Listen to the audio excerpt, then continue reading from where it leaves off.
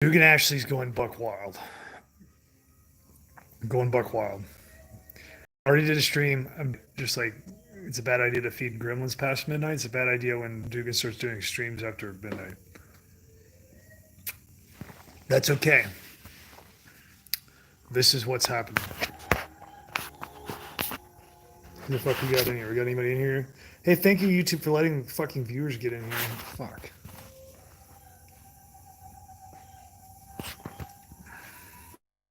Yo! Yo, yo, yo!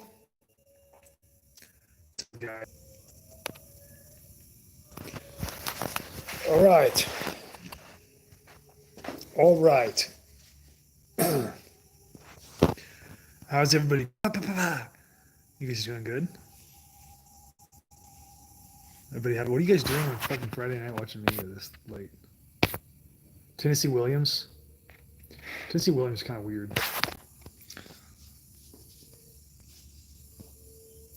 I'm not really into playwrights because I don't think they ever did a good job of like. That's my main criticism of art is that it's not confrontational enough to serve its purpose.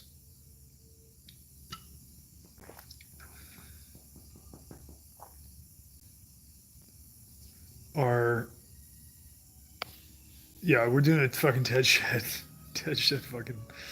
I did get some. I bought some fucking gypsum board to put on the bottom of my like the bottom of my stud work, which would be nice. Hope temps get below probably like 70 and I'll start lifting. It'd be interesting. I'll probably be about 2 pounds. One pound plate on each side of the fucking bar. The stream quality's crap. I know it's always fucking crap. My shit sucks.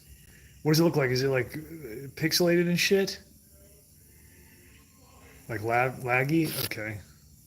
Fuck yeah, I only got fucking 2 bar. Oh, let me just move this shit out of the way for you so you can see the stream. Gosh.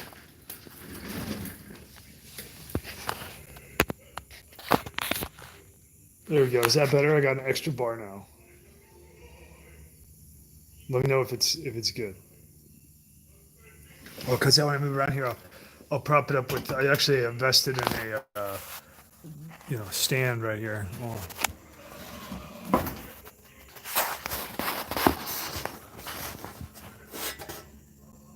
Okay. Yeah, that should be pretty good right there. Are we good right there? Good? Okay, sweet. And I have a halo. Hang on. I got a halo above my head. That doesn't really work. No, that's like a slave pine, slave 2x4. You want to see good wood? I'll show you my fucking good. You want to see some good wood? I'll show you some fucking good wood. You into wood or what? Is that what you're asking about, maple? There's not a lot of hard maple. I need to put there's not a lot of hard maple in this area.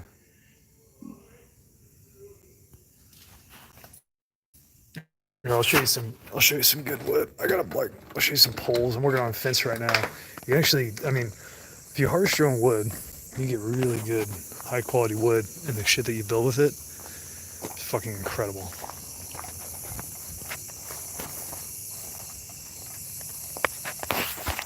How do I turn a camera? Let's see if I can get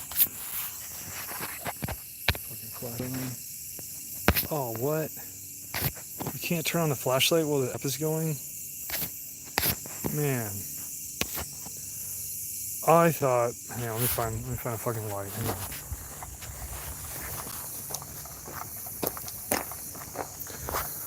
I already started walking over there. I guess I gotta go over there, else I'll be embarrassed.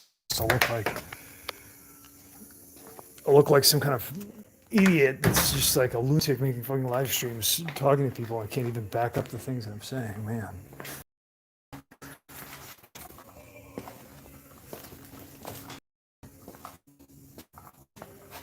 Fuck, I only have danger rifles with no fucking lights on it right now.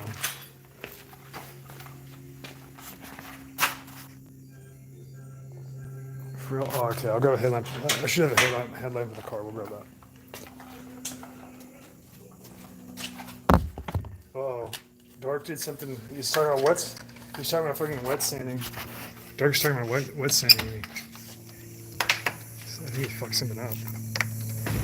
Am I controlled op? No, I'm not controlled op. Why? Oh yes,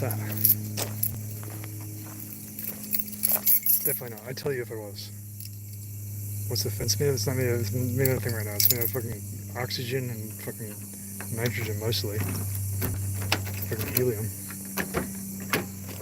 It will be made out of a bunch of different types of wood.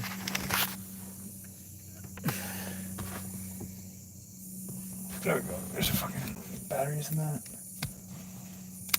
Oh, there we go. Okay.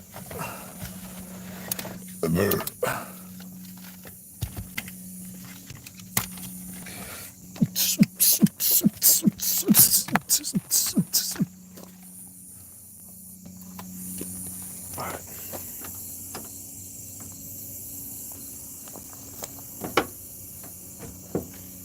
What? You guys need to be fucking more clear. I don't understand what you're. What are you talking? Do you honestly think I'm a control? Well, I guess I shouldn't say that. I mean, I guess it is kind of, you know, it's kind of somewhat likely that I would be a controlled op. Why? Right? Because I've been predicting shit that's happening, right?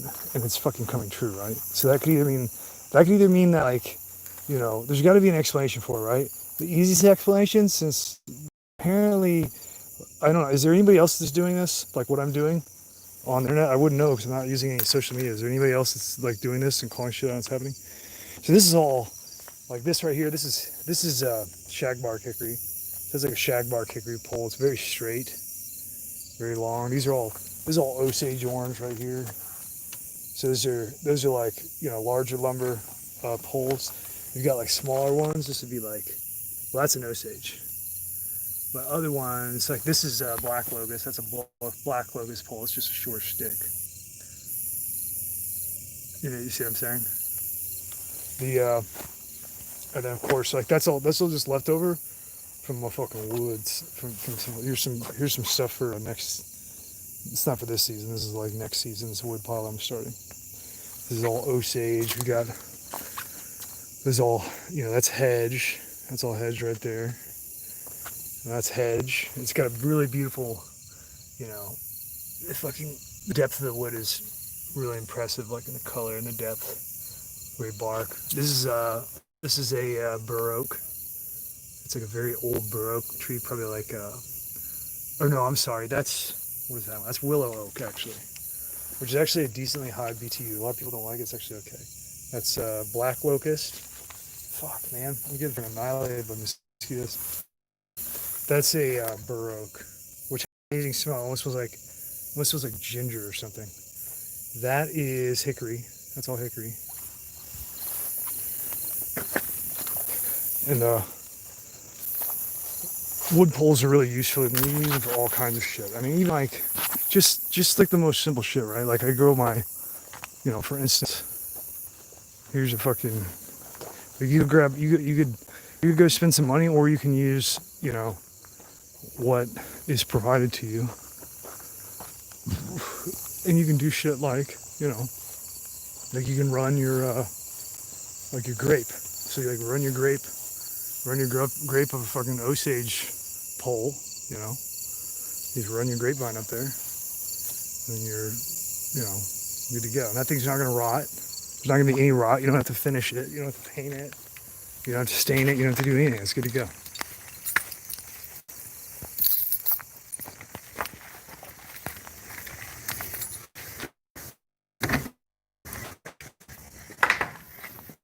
Oh fuck, dude! I just had like 30 mosquitoes inside of me. Like it was like it's like that scene in that stupid horror movie where the guy goes into the junkie needles.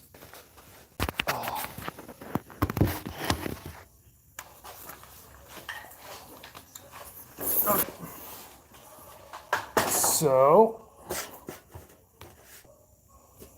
all right.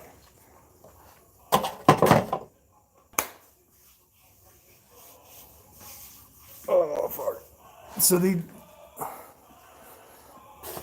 Let's sit up here. Oh man, I'm almost out of beer too. I'm gonna have to go get another beer. Can you just hang on 1 second? We'll get another beer. Is that cool?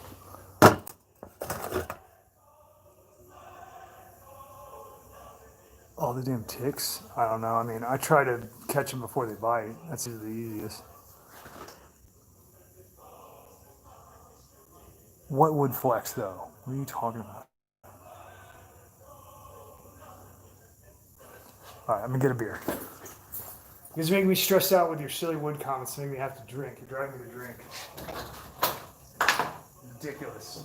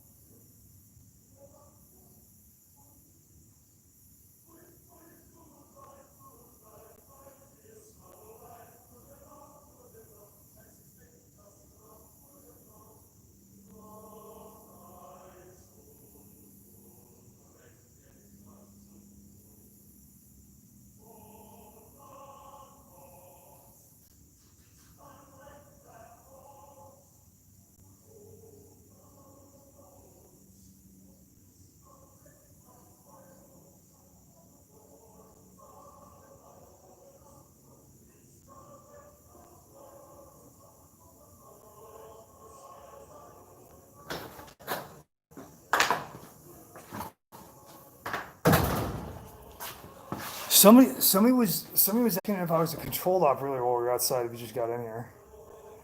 Yeah, somebody said that the wood flexes. I don't know which wood they flex. We talk about a lot of wood. If you're talking about Osage, you're incorrect. Osage is some of the densest wood. I mean, you can, depending on how you're cutting and shit, you can put flex into it if you want.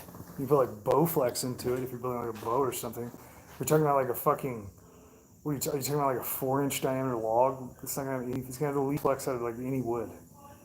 I mean, I think the only thing that has less flex than that would be like a bromeliad tree or something like that. You know, or like maybe eucalyptus or something.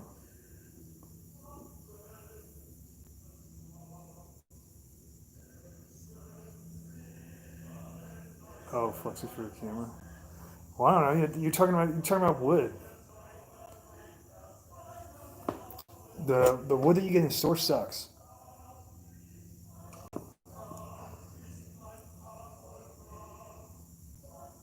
Let's see. What's this? This is probably a good one. Let's see. Honeypot.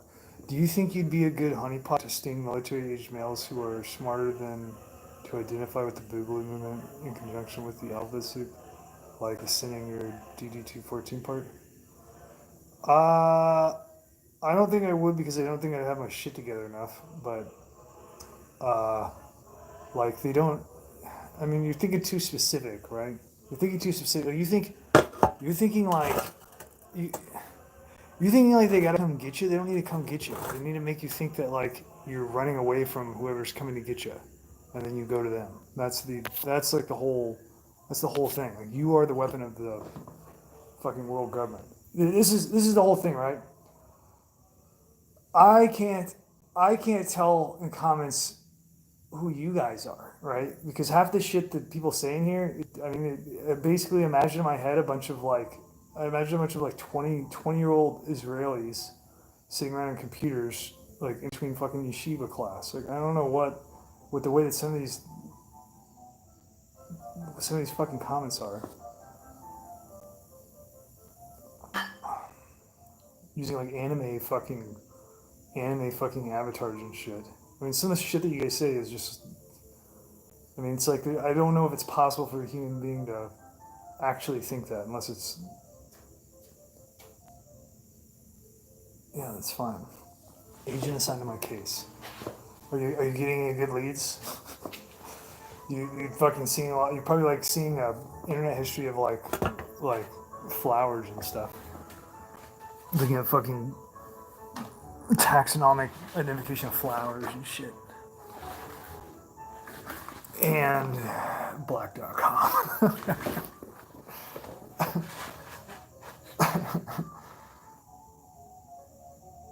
Oh, fuck. So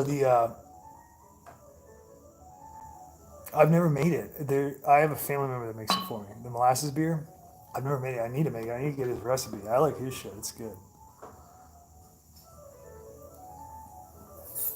All right. I'm getting sidetracked. Let's. I wanted to do a benchmark video. Yeah, don't watch pornography. Don't watch pornography in a wall.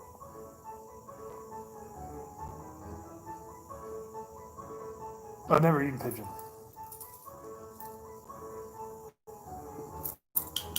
We can gun it. I don't even know how to use Reddit. I've tried to use Reddit before. I have no idea. I can't figure it out. It's too complex. They made it so complex it outweighs my patience for attempting to figure it out. I know. I tried to grow tobacco. It's easy to grow. You have to do the exact right thing right at first, and then it's easy. And then it grows like a weed. And then you just have to keep pests off it, like tobacco worms. They'll eat your motherfucking plants in like a day, 24 hours. Was Reddit ever good? I mean, I've never been there, so I wouldn't know. I mean, you guys understand that when people are like, this is trash, that is trash, like this sucks, you realize that the reason that you guys are enjoying social media and then you're moving off of it is because it's a fucking, like, they created it and then they're like censoring it and so it's not fun and then they're putting fucking bots and fucking paid people in there to cause synthesis of consensus, like the illusion that like everybody agrees and shit. You understand that?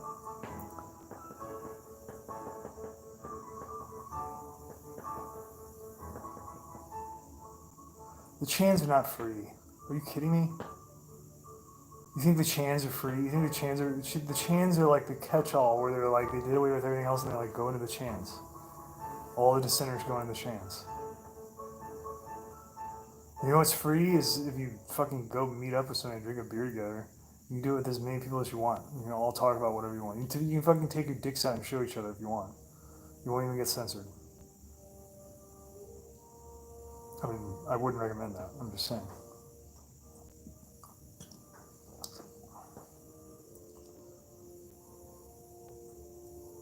Oh, am I secretly Jew? I'm not Jewish, no.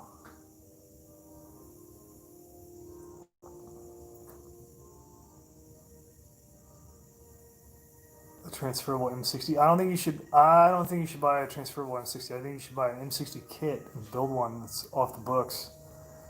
A so-called ghost gun. I wouldn't buy a fucking transferable. It's a waste of money.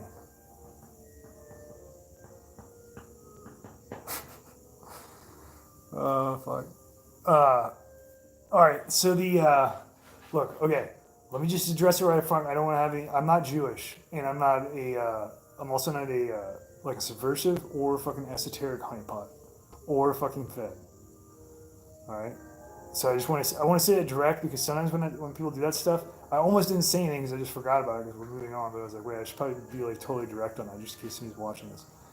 All right. So not any of those things. I'm a man that is like pretty much at the end of his ropes here. All right. My insult, I don't know what an insult is, so I hear that shit thrown around all the time. I have no fucking idea what that even means.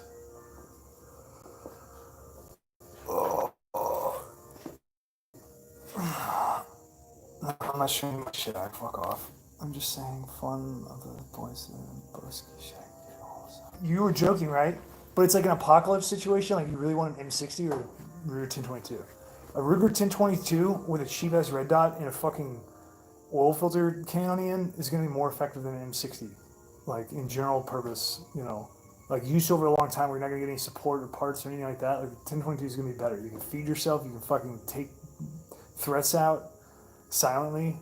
You can fucking use it for fucking self-defense, like shit like that. You can't do any of those things with an M60. You can't fucking hunt. I mean, you can hunt with it. Large game. You're not going to be able to do anything small. You're going to be able to like hunt duck or bird or anything. The fucking you're not going to be able to self-defend because you're going to have a fucking belt fed on you. You know what I mean? I mean, you'll be able to do offensive fucking suppressive fire. That's about it. If you have the bullets.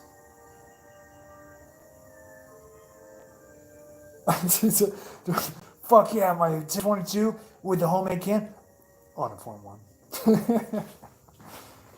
How do you load subsonic? Well, you can either do it's all about powder efficiency. So if you have like, you know, a real low efficiency power, then you still get your case capacity, but have low speed board.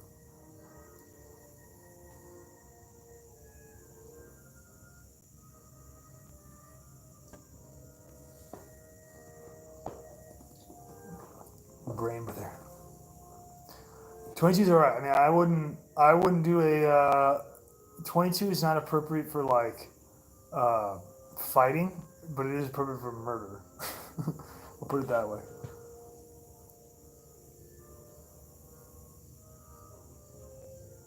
If that makes sense.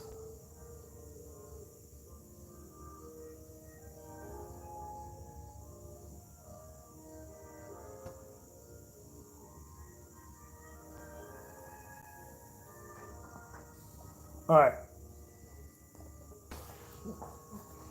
I wanted. This is not a gloat thread. I don't want to. This isn't a gloat thread. This is a benchmark thread.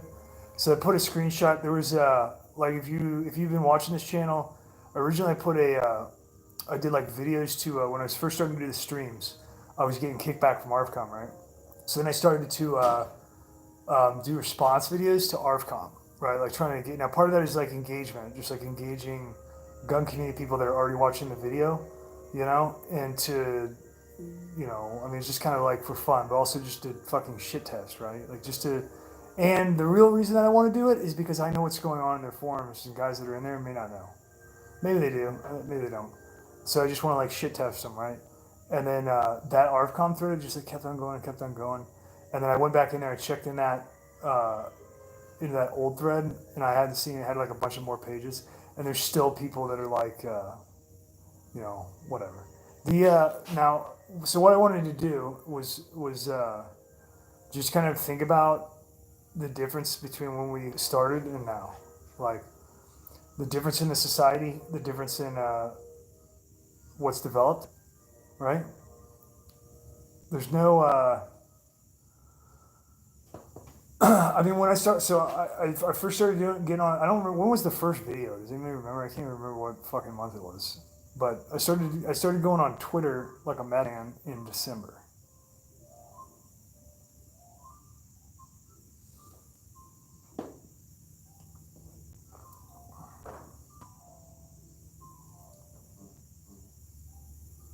Yeah. Well, so you know, so I just wanted to. This is what I want to do. This is what I honestly want to do. If anybody, it's probably a bad idea because I waited till fucking way into this video to even bring this up. But how all those people in that ARFCOM thread that were saying that shit, like look at what's fucking going on in the country right now. Like what has developed since then. Fucking look at the situation and give me your fucking best understanding of what's going on. I already know what you're gonna say because they're not gonna give up. It doesn't matter. The people that are detracting in there. The point of this is that I'm trying to point out that the people that are detracting in there. This doesn't have anything to do with any kind of like logic or anything like that because it's a fucking game. You get what I'm saying? It doesn't matter. It doesn't matter if you're standing there and like you're about to be fucking shot in the back of the head and executed in fucking 10 minutes. It doesn't matter. They're gonna tell you that you're crazy the entire time until you're fucking face down the ditch. Do you get what I'm saying? That's who's in fucking ARFCOM. That's who's trying to fucking synthesize consensus. You get what I'm saying? It will never stop. Like even when you're in your head and you're like, I know that this is what's going on.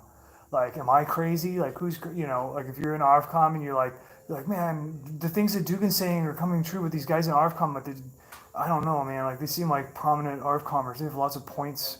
They have lots of fucking slave points on their profile. Like, they've been around for a long time or whatever. Maybe they're right, like they're just still not convinced. How do I convince them? You're not gonna fucking convince them. They're gonna fucking convince you.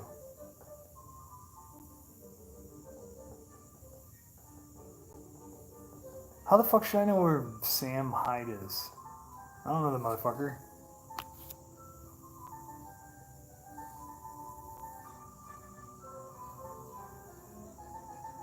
You get what I'm saying now? You guys understand? Are you picking up what I'm putting down here? The dudes are faking. The dudes in there that are acting like they're like, I just don't get it. It's crazy. I'm not saying all of them, and there's a lot of people in that thread. I'm just saying that chances are you go through that thread, you're gonna fucking if you can fucking like zip through the fucking internet and go to their bird's eye view over their head at their house, you're gonna fucking figure out that there's some of those guys that are not genuine, that are on there talking, they're pretending to be your friends in ARPCOM. Now I don't know what kind of logical extent you have to make to fill in the blanks on like why a person would be like that, but it's ideological.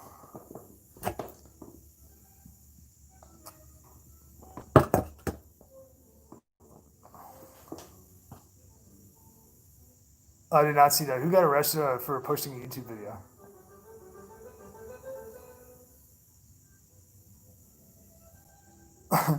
Salt Life. The Salt Life stickers just like I don't know. It's just kind of sad.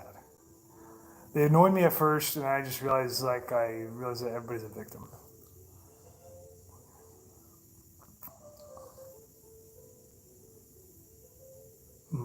Millie Weaver, Infowars journalist. She's probably fake. Did she really get arrested?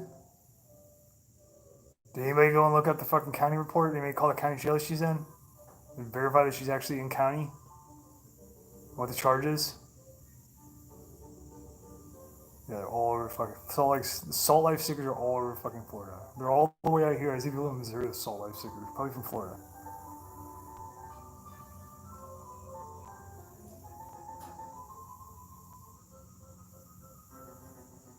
Who gives? What? I'm ignoring some of these questions that are silly.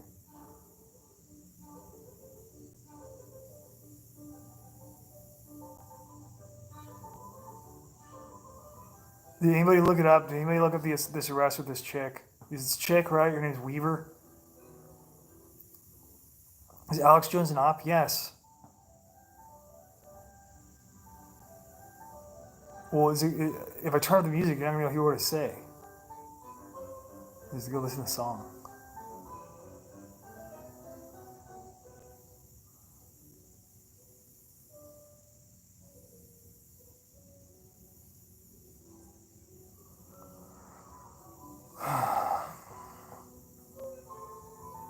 Yeah. Okay. Next subject. We're moving on. We're gonna say that it's fake. Tell you motherfuckers produce something that's fake.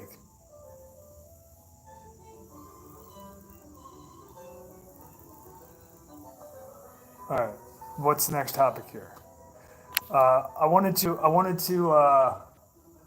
So there's off-commerce in the fucking threads that were saying that like I was insane and shit. I mean, obviously they're gonna say that, right? It's not like I'm like offended or something.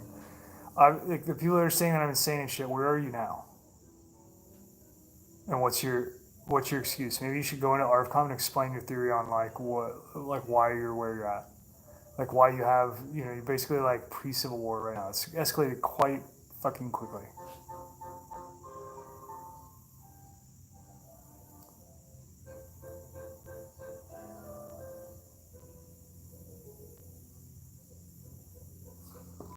Somebody wants to talk about porn. I don't feel like talking about porn. Let's talk about tools. Let's talk about tools. I'm kind of into that. I don't know if we should do that right now.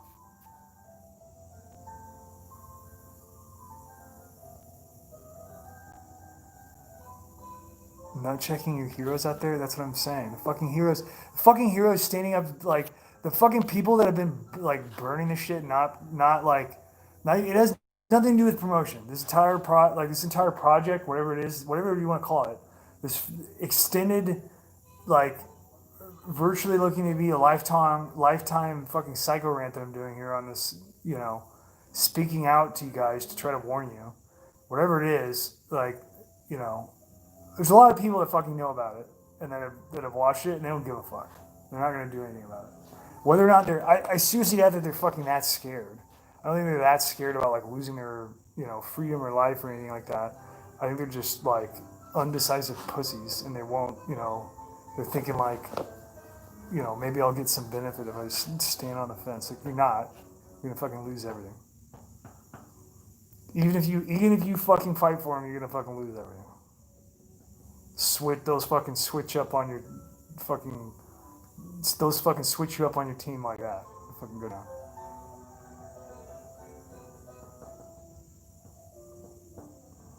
What is this question? Do I think people after enslavement? Do you think the elites will force most men to become eunuchs? Control how much? How the fuck should I know? And what the fuck do you care? Are you gonna be around them? You want to live? Like, come on. Like, why are we even asking this question?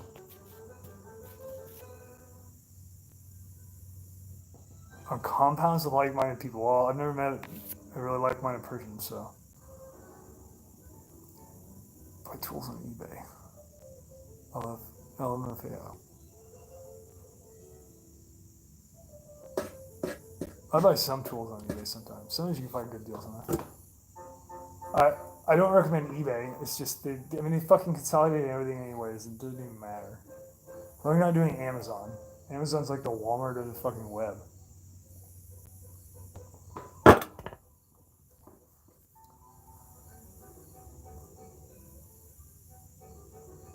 Chinese tungsten.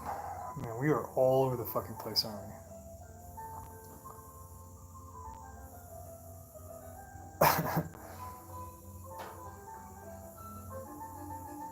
Oh, shit.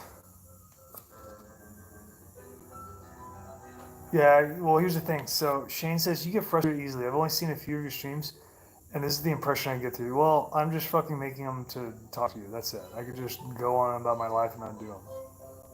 If you think I'm frustrated, this isn't me frustrated. You don't want to see me frustrated. I'll tell you that. It's actually really hard. I get annoyed. I don't get frustrated. This is the deal, right? You're saying that I'm frustrated. I'm not frustrated. What I'm doing is the people that are in ARFCOM, I want them to understand. I want them to understand that to be able to strengthen their own side of the world, like how they see from the inside without influence from the outside and corruption. Make like a note of the difference between when the shit started and where we are now, and all the fucking detractors that expended energy to fucking put their fucking tongue in the game, to like say something, and then where are they now? Like, what are they gonna say? Like, what is their fucking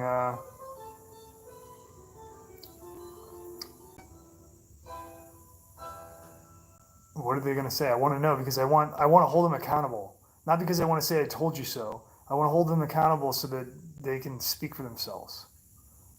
Like, I'm talking about for real. I'm talking about for real. I want to know what they think.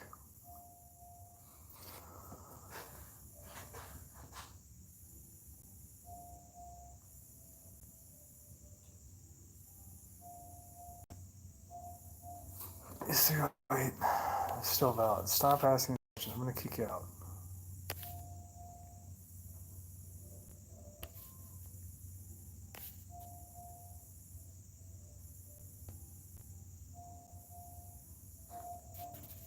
Yeah, I've already told you guys that I do. Whoa, look at that! I got the fucking artistic blur on now. I already told you guys. I already told you guys. I already told you that I do any streams and debate or talk to anybody at all. Most of the time when I do that, I get a stream of comments about like, you should have an interview with the president of the United States. You should talk to fucking. You should fucking talk to this guy. Like, I mean, not only do I have the ability to like set the shit up, I don't even have time. Like, I don't even have time to send these fucking people emails. Nor am I gonna try, because the default is they're not gonna want to fucking touch me with a 10-foot pole, which is fantastic actually, because it separates me from them. But if anybody wants to debate me or do any kind of stream at all, it doesn't even have to be a debate. If you just want to have a fucking lukewarm, gray matter stream, we can do that too, and just agree on everything. We talk about like potatoes or something, whatever you want to talk about. Or just slip in, you're a slave every once in a while.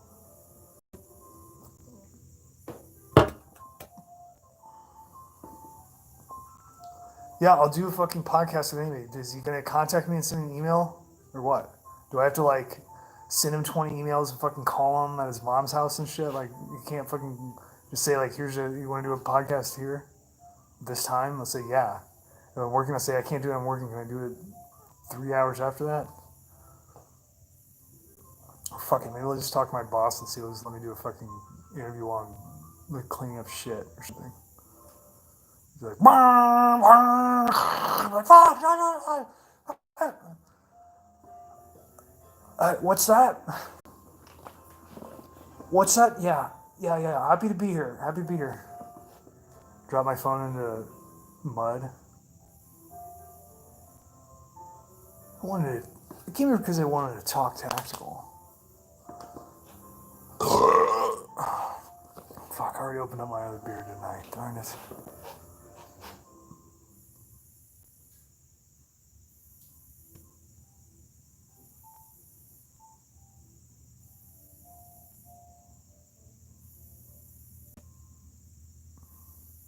You're a red pill dude with. I'm listening. I'm ready to be red pilled all the time. It's rare these days. I'll tell you that. I pretty much only get fucking red pilled by the rabbis at this point. And the Lord.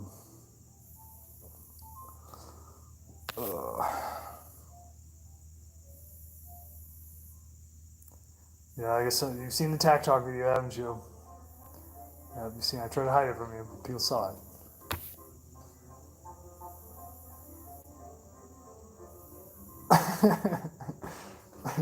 the final red pill is just getting up and joining the aircraft.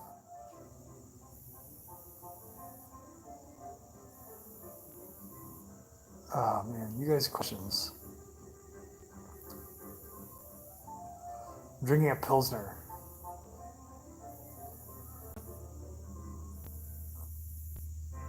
Yeah, I like this fucking Texan air rifles. They're cool.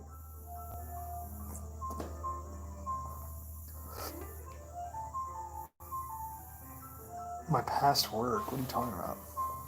It's my Carnicon. I don't hide it. I closed it down because I don't want to have. The reason I closed Carnicon is so that there would be something wrong, so that people wouldn't assume that things are just like good to go, and I support YouTube and shit like that. I don't fucking support YouTube. I have to use it because they have a monopoly on fucking video communication.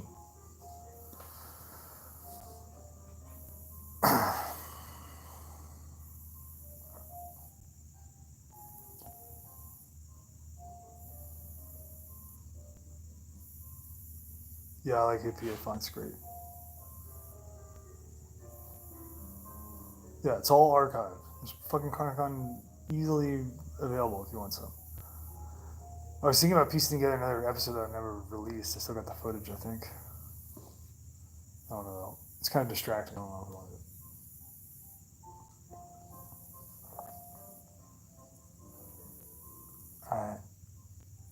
I don't know what you're talking about.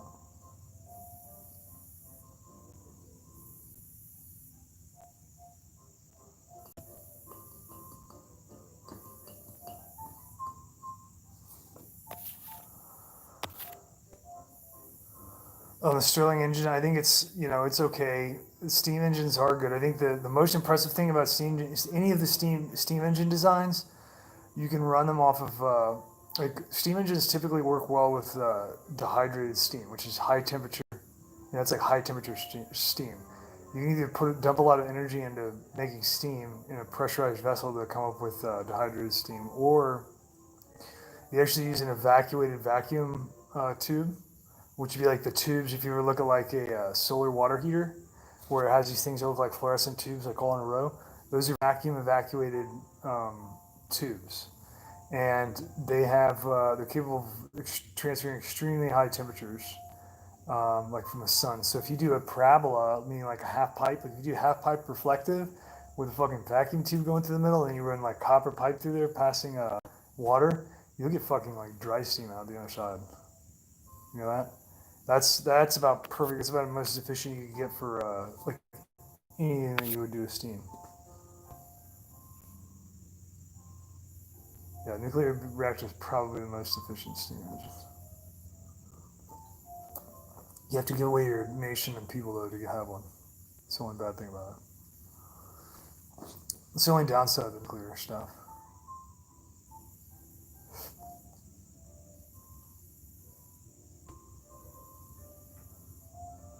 Oh, hypothetical movie situation. Yeah, you could. I think. I mean, solar. You can do everything with solar, right? So like, solar is fucking. Works great. You want to be careful around hot springs and stuff, especially like geysers, hot springs and stuff. Some of those are really fucking hot.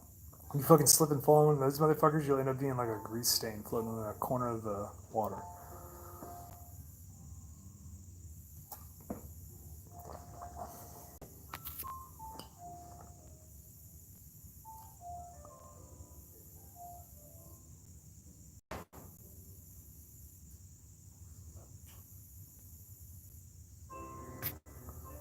Should I waste ammo tomorrow on brushing up on skills?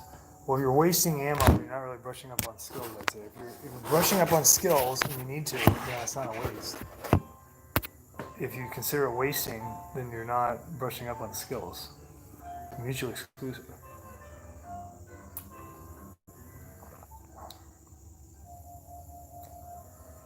Oh, man.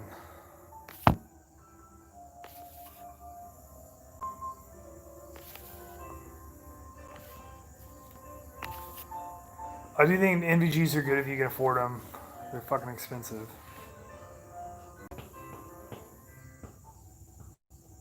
Apparently, somebody keeps on talking about Unix. Apparently, we're all gonna be Unix. I mean, it's just so specific. You know what I mean? Your argument is so specific. It's like, I mean, yeah, it could be, but you have steps before that, and you're not worried about those. You're worried about the unit part. Like, how are they going to get you to become a unit first? Like, you're going to need other things to happen. Well, what are those? Well, they're fucking starting right now. Maybe you should focus on that. You have a hard time telling people about Unix and shit. But they don't even know what's going on. They don't even care. Nobody even cares. They don't even care when you go talk to them about Unix.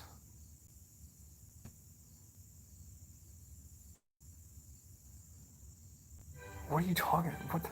All right, stop. I'm talking to this guy. Doug, if nothing significant happens after the 2020 election, would it change any of your thoughts? What do you mean nothing significant? And what do you mean after? Are we talking like 5 years after? Are we talking like a five? If I'm going to put it this way, are you telling me that in this hypothetical that you're positing, 5 years post 2020, everything just calms down? Is that what you're saying?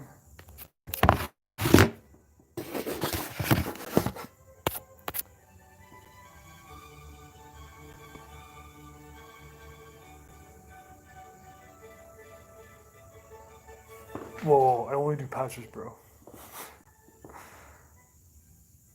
I like that it'd be a funny joke to switch out some of these pouches to just like tea bags. You cram them into the can and close it. Giant tea bags. Just don't say anything about it.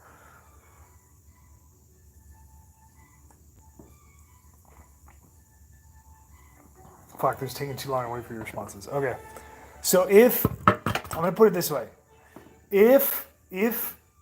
If 2020 happens, nothing radical changes with the structure of the United States afterwards, and there's no conflict or war at all for 5 years, I will completely eat and back and walk away from everything that I said, and I'll say that is absolutely wrong.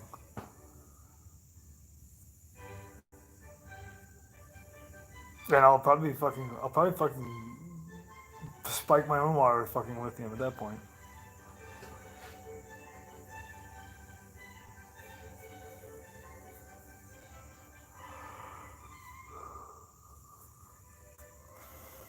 Do you have any Jewish friends? No. I don't know any Jewish people at all. Dude, shut up about Unix. I know, right? I mean, it's fine. It's just, sometimes this stuff gets so tangential. You're just like, I mean, this has to be a subversive. This is wasting everybody's time.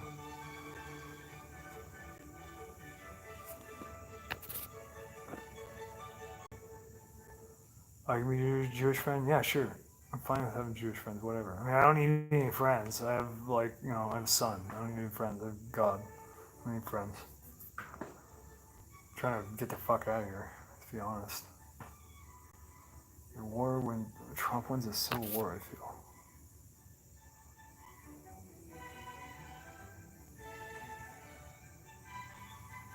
Well, a lot of times when I've heard stuff about like Jews talking about faith and stuff, I mean, I don't want to sound like, and this is incredibly arrogant sounding to say, but I don't feel like a lot of the common Jews really have a solid grasp of what Judaism is. And they don't really need to, right? Because their only responsibility for them is just executing mitzvahs. But most of them aren't doing that. So, what else is there? Well, a bunch of shit that they don't understand. That's what it is.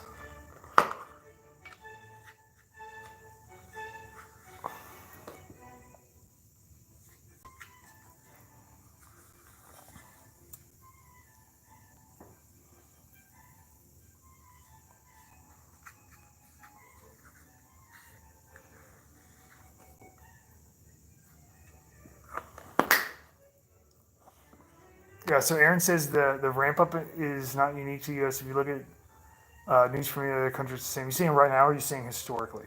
You're saying like in other countries in the world right now, it's all happening everywhere.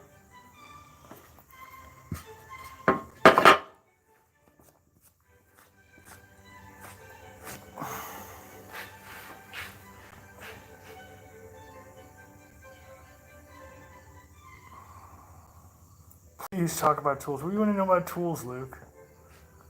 Why are you fucking sliding my fucking live stream, huh? Yeah, I know. New Zealand lockdown.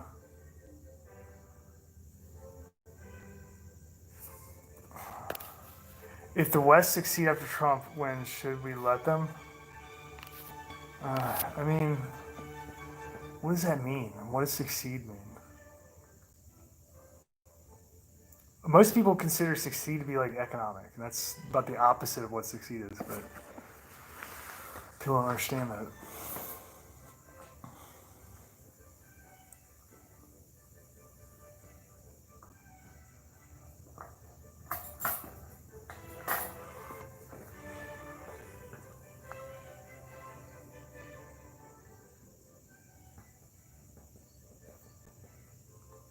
It will be really interesting. I don't. Okay, I'll put it this way, right? Like in thinking, in trying to think about the possibilities in terms of like the worldly, like the material physical world, the war that's gonna like break out, like the physical war and how people are gonna participate and stuff.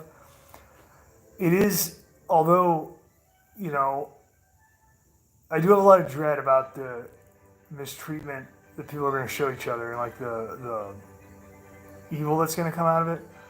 Uh, I am technically curious about like what the fuck the heir of Rav wants to do because like I mean this thing is just like a fucking kindling box. Like they're not gonna be able to maintain shit. I guess they're pretty much their only realistic possibility for like maintaining order, for maintaining fucking control, is to have everybody so fucking scared that they're just fucking like mind blowing. Like something happens, just mind blowing, and they're just like, oh, I don't want to fight anymore. Like I'm not fighting. Like besides that, which is something that's unforeseeable, whatever that would be. Because even the threat of sterilization is not that. Um, Besides that, there's no, I mean, if you have conflict opening up and the only thing that's stopping people from doing conflict is like a threat of death, like you're gonna, I mean, all the control paradigm systems are gonna get destroyed. Like there's pretty much, and I can't see any other possibility. You've got incredible. I mean, everything's just as the ironic thing is that while we're consolidated and it makes us incredibly vulnerable in terms of the possibility of getting food supplies shut off or water or whatever. Well, the fucking control paradigm is extremely vulnerable because they're subject to all the exact same things. So we can just blow the fuck up out of everything. You know?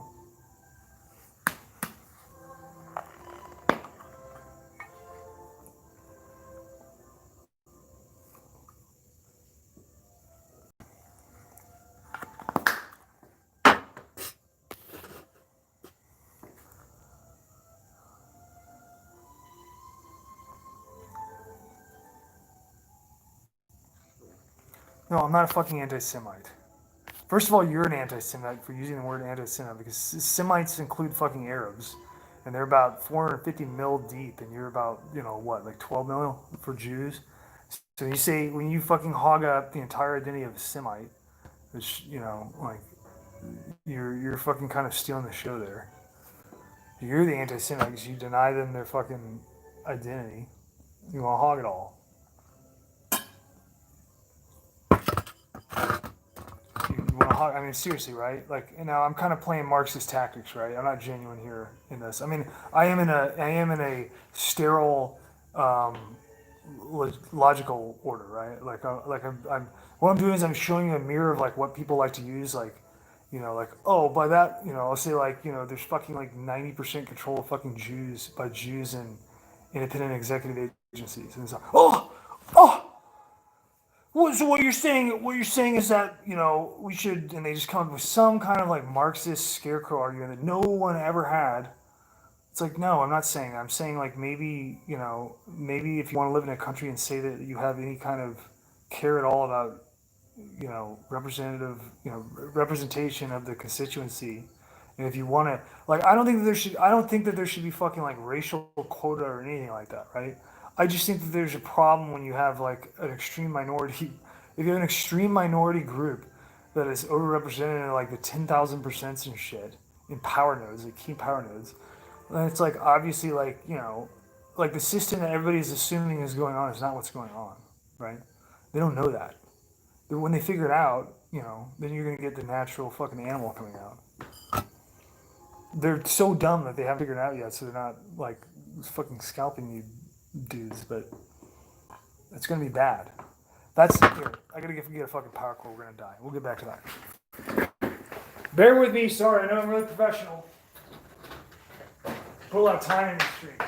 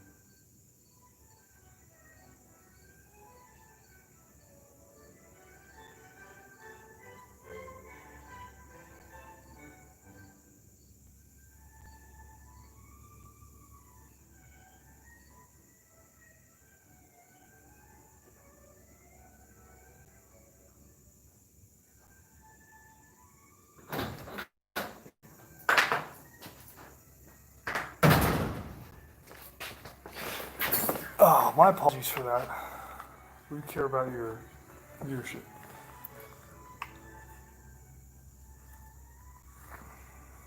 Oh, look at the size of this mosquito. Oh, where'd he go? Bro, I'm gonna have to do a kill break here and destroy this creature. This is a threat to my security here. My national security. Whoa! Top shelf. That's a shooting mat actually. That's actually an army issued shooting mat.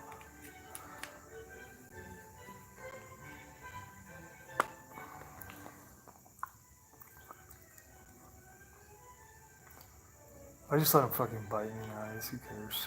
Hopefully I die of fucking whatever they got. We're gonna have an extension cord. Malaria. Hopefully I die a nice slow death in malaria.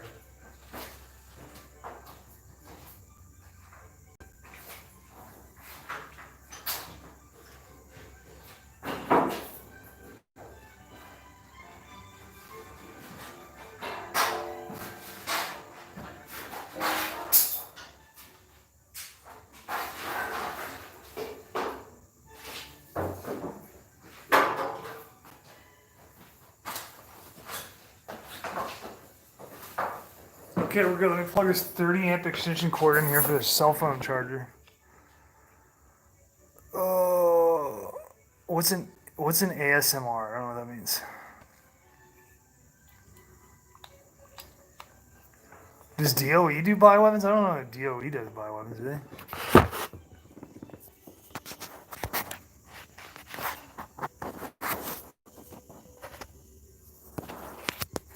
No, I'm not a good person. I'm not anything. Fucking literally nothing.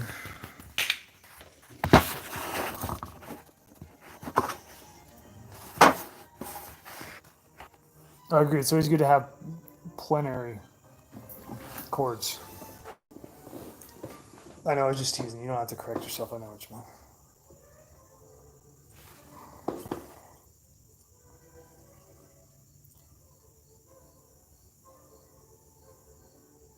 All right, what are we talking about here? What are we talking about? We want to get into something like good here, or like stimulating, or what? We got Jews in here. We want to talk Jew stuff. I wish I could talk to. I have tried. I've tried to talk to Jews on the phone and stuff. Like, I mean, I don't know any Jews, right? I mean, I don't know anybody. I live by myself. I mean, with my family, but we don't like people, so we don't like to talk to anybody. I mean, we do like people. We don't like their, we don't like them in their destructive state that they're. Oh shit! Is this motherfucker not even charging?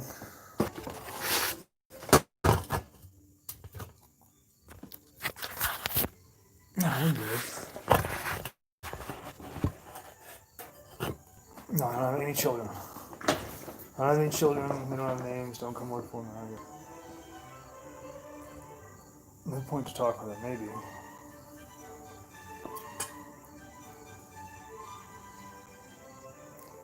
Soulmate. I don't know what I think about the concept of soulmate. Let's talk about guns. Okay, what do you want to talk about guns? 10.5 or 16 on AR barrels? I'd say, I mean, for practical purpose, 10.5. If you're doing like fighting, like you're going to be doing fighting, like heavy fighting, 16 or 18.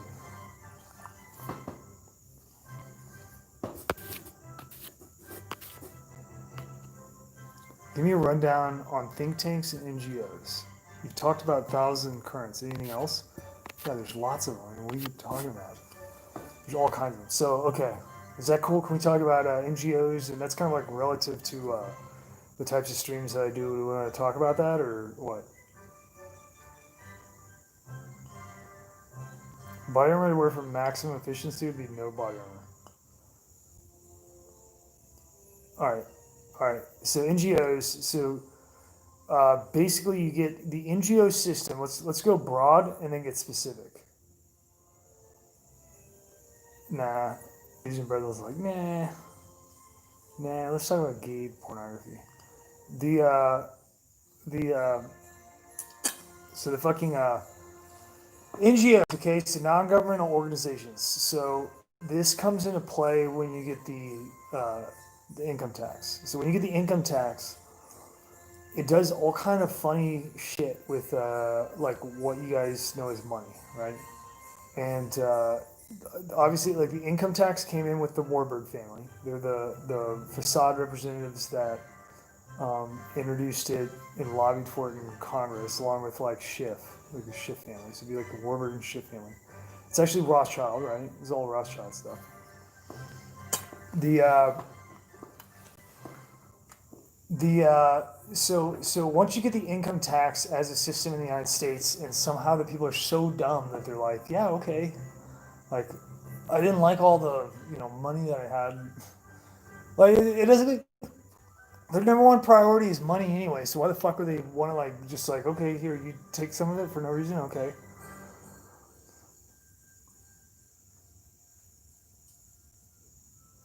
So so I don't even know what you guys are talking about. You don't even speak fucking English anymore. So the NGO system gets introduced with that. So what you get is like with taxation, right? With taxation you get tax breaks. So it's almost like it's like a double negative incentive, right? It's like you're creating a second abstract tier of money, right? Because if you have like the threat of money and then you can get alleviation from it, now it's like you just have you have like another tier of like abstraction of money. So you have like money where it's like you have the opportunity to get it or not, and then you have like regardless if you get money or not, like you're gonna get fucking fined for breathing, and then like that's your liability. And then if you want to get out of it, well, you can do some other things, and then you'll get like released on that. That is that's like your tax return, right? So it's like two tiered. It's a compound. It's a compound abstraction, right? So what happens with that is you get the nonprofit system. The nonprofit system is the entire game of the second layer of economics and abstraction, meaning that businesses create revenue, and then from generating revenue, they amass tax liability. Now you have an income tax, right? The you can then take the liability, and then you can offer alleviation from it in IRC, Internal Revenue Code, right? And so that's what I mean. It's like a second layer, and it's an abstract layer, right? Because there's not even at this point, money hasn't even changed hands. You understand that? So money as a technology, what you think of as like dollar bills, like physical, dollar bills, y'all. This is like a physical form that's nothing but trash. And then the actual technology of money is total fucking abstraction. On top, like in the implementation of that into the modern nation state with taxation, with income taxation and tax exemption, uh, you create a second compound layer, almost like a protocol. Like if I don't know if you got like nerds in here that study like protocol layers. It's like that, right? So there's a second layer. It's also an abstraction because the money of technology is an abstraction in the first place. But beyond that, it's an abstraction in that there's not even the possibility of physical money changing hands.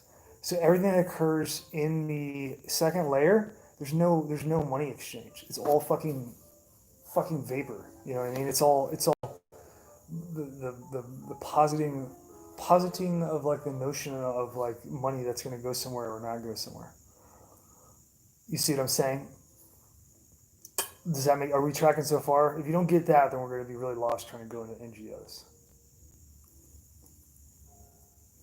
Anybody in here have oxygen in their brain or what? Hello? Okay. Jay's got us. Okay. All right. So the you get the tax exemption system. It rolls out in the form of charity. So charity exists before fucking income tax, right? That would be when you just like take some of your money and fucking use it for something or give it away or whatever, right? If you do that in the old system, like you can do whatever the fuck you want with it. It's money. You can do whatever you want. You can fucking pay whoever you want for any kind of charitable thing. Well, surprise, surprise, the world's actually run by fucking absolute evil, and there is no, breath to escape out of it. It's like fucking being underwater.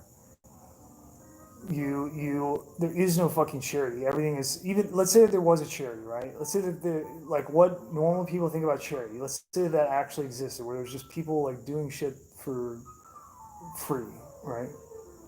It it's only going to last for as long as that person has the will to do it, because after they die, the chances of it perpetuating into something else are like extremely fucking minimal.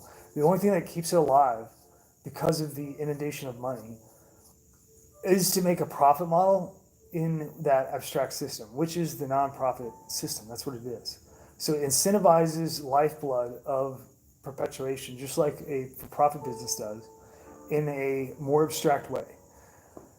The way that it does it is through like the exchange of tax liability between, companies, individuals, and the IRS. It's going to, like, take away, revenue, right? So the NGOs, as in terms of IRC, like legally authorizing non-governmental organizations to exist, charities, foundations, um, like, title holding companies, all that shit. The way that they get it in there is by saying that they're all, it's the concept of charity, and so the public is on board because they're too dumb to understand what's going on. They can't. The public's so dumb, and Congress is so dumb. They can't, like, just take a piece of paper, analyze it, be like, okay, here's a bunch of fucking fluff. Here's a bunch of fluff. These are all bullshit words that don't mean anything. Where are the numbers? Okay, here's the numbers. Okay, what? Let's look at these numbers. What the fuck is actually going on here, right? Like, what? Like, yeah, I know you guys want to fucking, like, kiss flowers and stuff, but at the end of the day, like, what is actually happening here, right? The government is so incompetent, and people are so incompetent in general, that they don't have the ability to do that, because they don't ever, like, they've been brainwashed in a thing like, you don't do that, right? You do that. You do it for lots of other things. You do it for things that aren't important. You're brainwashed into not doing it for shit that's important, like fucking congressional law. So they fucking pass it because it has the word charity on it, and then you get the fucking NGOs. The NGOs, how it works with NGOs in a broad sense is that you have a for-profit company. I'm going to take, for example, I'm going to take Apple, right? Or let's take Patagonia. So Patagonia is a, they're probably, I don't know what their actual business entity is. It's probably like a corporation, it's probably a corporation. I doubt it's an LLC. It's probably a corporation. So what that means is that they're going to have, the standard structure of a corporation. They're going to have a board of directors. They're going to have executive officers, right? The board of directors are going to be, they're typically, a lot of times they're fucking, well, and a lot of times they'd be different than fucking shareholders, but sometimes they can be crossover. In certain situations, they can even be crossover shareholders. So they're like investors in the company, right? They have like that is their job. The executives they're executing, like the program of the company for perpetuation and whatever model it is.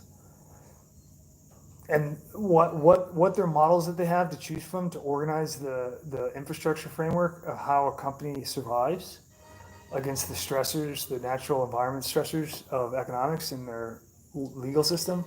That is the entire essence of, our like revenue code. So like the IRC dictates the limits on how a company can constitute itself and navigate against the pressures that are against it, and then it tries to overcome those pressures with its own pressures that it creates of energy and abstraction by generating revenue. That's how both for-profit and non-for-profit works. The difference between for-profit and not-for-profit is that for-profits are like, money in under a normal sense. Now, what the NGOs did is they opened up an entire compound element into for-profit businesses, and they're intimately connected and they can't be disconnected. There is no separation between the two. It's just um, like, you can say that there's like charities, and it's a totally separate thing. It has nothing, like, you can do that if you're just looking at it like a, dummy and not understanding what's going on. What's actually going on is that, let's say for instance Patagonia, right? So Patagonia sells you a little fucking merino wool hat, and it costs $500 or whatever, and they're amazed that you buy it, and so they're like, okay, let's keep doing that, and then they're gonna generate a bunch of revenue, right?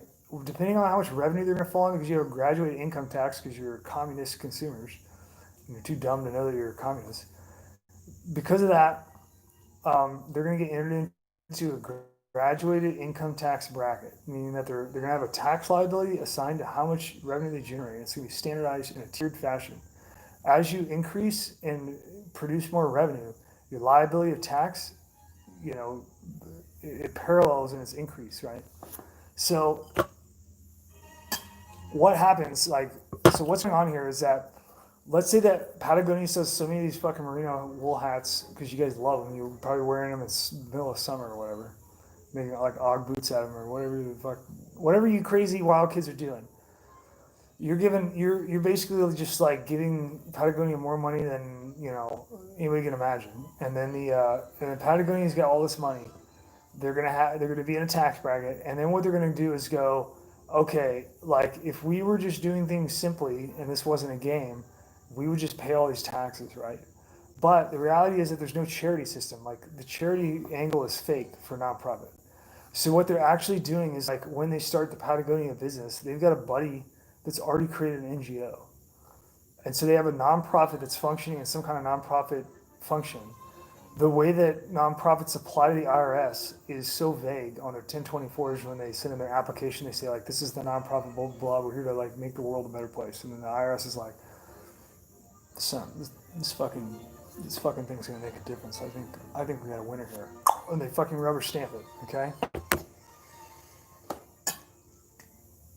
That is like how they get in, right? So now you got an NGO that is a reciprocal asset of Patagonia, right? But this is the example that I gave is like a direct example. I'm saying like it's some friend or like somebody that's in the company or whatever. Well, you can't do that because the reason why is because in the IRC they put in things about having inert benefit between like having quid pro quo inert benefit outside of the purview of the tax exempt purpose, right? So the IRS has to define the concept of charity. The concept of charity is just like the actual concept of charity, what it is, like actual real charity, is just like hemorrhaging money, like in an economic sense. Like all you're doing, you're just throwing away money. That's what charity is. Like you want to look at it in a cold economic sense, that is what you're doing. What the nonprofit model is just it's an investment and a squeeze. It's like a bar that you have to go under, and the people that are too dumb to go under, they fucking conk and hit their head on the bar, and they fucking stumble backwards. The people that fucking like know the fucking measured heights of the bar and shit, they just fucking whoop whoop whoop whoop whoop. They whoop through that motherfucker, and then they get on the other side, and they're like, "Yep, okay, we're here. We lost all the idiots." Like this is what it really is, right? It's a fucking process of elimination. And so what's really going on with the NGOs is that they're the reciprocal of for-profit businesses. They work in conjunction together to like funnel their entire fucking tax liability that they would normally pay and lose control of, and it would go to the government. And what they do is they spend on shit to take over the government. You see what I'm saying? So they're creating NGOs. Now they're not. The difference between reality and the hypothetical that I gave is that I gave a hypothetical that it was like a buddy or something. It's not like that. It's people that are like barely connected, and they're multiple NGOs. It's not one NGO. It'd be like a choice of like 5. So now you just give all of your fucking taxes to that. Anybody that would ever look at the Form 990s would just be like, well, I'm a dumbass and I don't really have any friends. I have like acquaintances, and I'm sure as fuck not smart enough to pull off anything like that. And if I can't do it, then surely nobody else can either. And then you're like there's no suspicion whatsoever. And of course, just like we said, when the fucking IRC was, being written and Congress was looking at it, and they're like, yeah, income tax sounds like a good idea. Charity, that sounds good. What is that? We should do that, And they couldn't look at the numbers and just fucking see. Like you just look at the numbers and just look at the fucking algebra that's going on here, and just you could paint a picture with it. You can say like, okay, this is what's going on. Like you're putting in this, you're getting out this, right? Yeah, okay, well that means you're doing this. They can't do that. They're not intelligent enough. And so, they got it through the problem. And in the exact same way, anybody that's investigating this shit, like trying to look up NGOs and Form 990s and shit, they have a really difficult time understanding what's going on because all you have to do is make like 2 or 3 NGOs, split your fucking tax liability between them, and then it's like, well, what? We support charity. Like, what? You're investigating this? Like, you think this is you think this is some kind of conspiracy theory here? Like, what are you, insane? What are you, fucking crazy? Like, how, shame on you. You know what I mean? Like, that's how it is. It's not like, and that's it. And if they would do one, they'd still do the same. If they only have one charity that they could get, one set up NGO, it would be a little bit more obvious, but they could still do the same thing and back down. You'd be like, oh, I guess you were right. Well, it's not that way. It's all fucking set up. Fucking people know each other. It's all, they're all working together. And so you have thousands and thousands of NGOs in the nonprofit system. That sector, the nonprofit sector, is a multi-trillion-dollar sector. Okay, there's multi-trillions of dollars moving around in it. It's in the abstract form of tax liability. So it's real money when it shakes out on the other end. While it's going through fucking tax exemption and charity, it's fucking ethereal money that hasn't fucking landed yet. On the other side of that, how it goes out and how it affects the company, that's fucking concrete. It's real. So this is what I mean. It's like bouncing around between physicality and abstraction, like non-physicality, and then like comes out having physical consequence, right? It's the rechanneling of energy and shit. Normal people don't think this way, so they can't understand. So what happens is their competitors, right? So Patagonia does the hats, has the company with the NGO. They shed all their tax liability. They give it to the NGO. The NGO is registered with the IRS and approved, federally recognized as like a 501c3, for instance. Let's say they're for like fucking immigrants, right? While they're fucking immigrants, or while the fucking NGO is like operating, it's sending people down to South America, setting up like renting buildings, basically tax free, because every first world nation has an equivalent of the model of this tax system. So they're able to make like an international NGO go into a fucking foreign country. Most of the foreign countries are happy to have the NGOs there because it just means money stimulation, because they're spending money there, right? And or the government down there gets to skip out on their fucking like their tax liability, right? To their own nation, right? And so like what happens is the NGOs have reps in South America or whatever, and they're like literally people getting paid going to just go. They got money from the tax liability of Patagonia because you bought her hat. They're walking around handing out flyers and shit, like probably like doing little Hearts and Minds campaign to like motivate the South Americans and tell them where to go in the United States. And like, you could just go up to the United States, you could work and you could send money back to your family and all this shit. Then they have a reciprocal office in the United States that's like the receiving end, and they just boom made a pipeline. Like they're going now. They're going there, whispering in the ears of South Americans and telling them to go to the United States. And some of the United States has already worked out like everything that they're going to need. They're like, you can get on this fucking government program. You can fucking do this.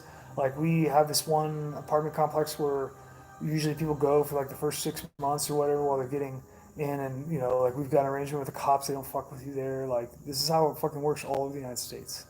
Like along the border and shit. In this example, this is just an example that I just randomly picked, right? And so what's happening is that Patagonia is they'd be shedding their tax liability that would normally go into the traditional state model, which doesn't even matter because at this point your state is completely corrupt. So they're going to do, they're only going to do corrupt shit with the money anyway.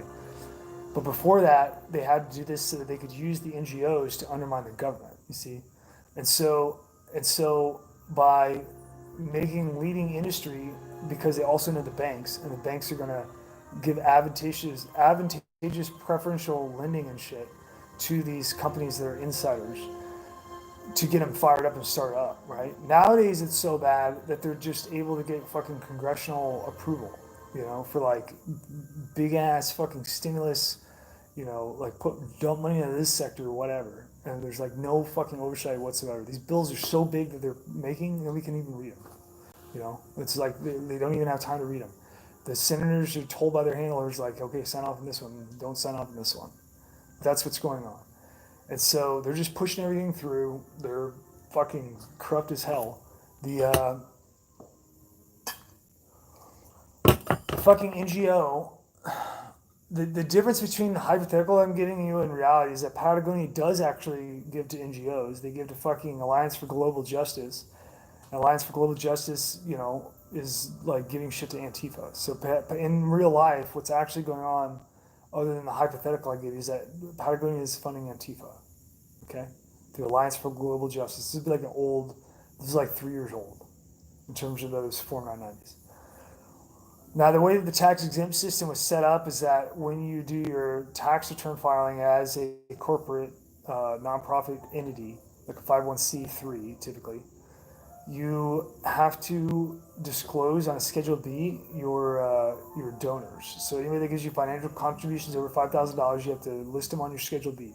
What they've done is it's Jews. They've done is they've lobbied and worked with Mnuchin in the executive cabinet to pass a revenue reform bill, which like basically out of all fucking things possible that you could reform with fucking IRC, they fucking put in a provision where it's like you don't have to list who's fucking giving money anymore. It didn't come into effect until December 2019.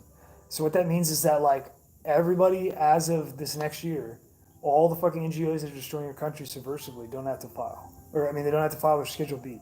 They don't have to list their contributors.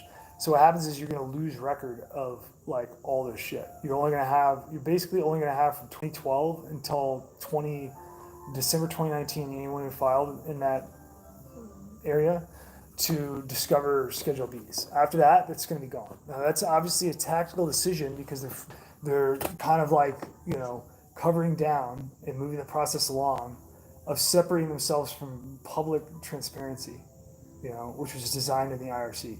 And Congress is so corrupt and so dumb, and they're, back there like looking at the IRC not knowing what's going on. So obviously like Congress has no idea what's going on, and they're not able to detect that this is like a bad idea. So they let fucking Munchin get away with it and pass the motherfucker.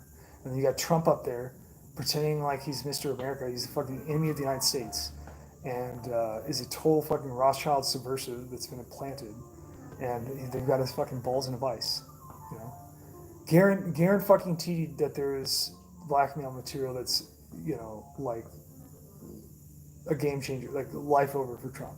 Guaranteed. It's the only possible way this shit makes sense. He's too like worldly and fucking material centered to have any kind of like he's not like an esoteric where he's like doing like self-sacrifice or anything like that. This is like they've got his nuts in the ringer and he knows it. He doesn't have any fucking choice. He's got to play ball. Okay. So the like the nonprofits, the way they work, the NGOs, the way they work is like their model is that they have tax-free, they have no tax liability. So they don't have to pay anything for taxes. So pretty much most towns, cities, states, and everything in the United States on federal level, state level, everything, like you just skip taxes as a nonprofit because it's a nonprofit. The way the state looks at that in terms of IRC, what they're acknowledging when they look at that, they're saying when a corporation is like we're a charity organization and here's our 1024 for applying for federal recognition. They send it to the IRS. It takes like a fucking year to get approved, right? They hold on to it for a long time. They have standard tests that they measure against to determine if something is applicable under the provisions of IRC for an exempt purpose, right? Like what is legally considered a charity and what is legally not ethically, not like your best guess, but like they have to standardize the legal definition, so it's gamed. It's like a fucking 1, 2, 3, right? So the fucking prophets know because they wrote the motherfucking code. I mean, the same people did back in the beginning of the 20th century. They know they know all that shit, right? So they're gonna write their shit intentionally like vague, whatever it is, whether it's like we're gonna create a fucking Marxist, destabilization force that's gonna rip through the United States and fucking drive everybody bonkers. They're not gonna write that on the fucking tax exempt purpose. They're gonna write, we are an organization that supports human rights and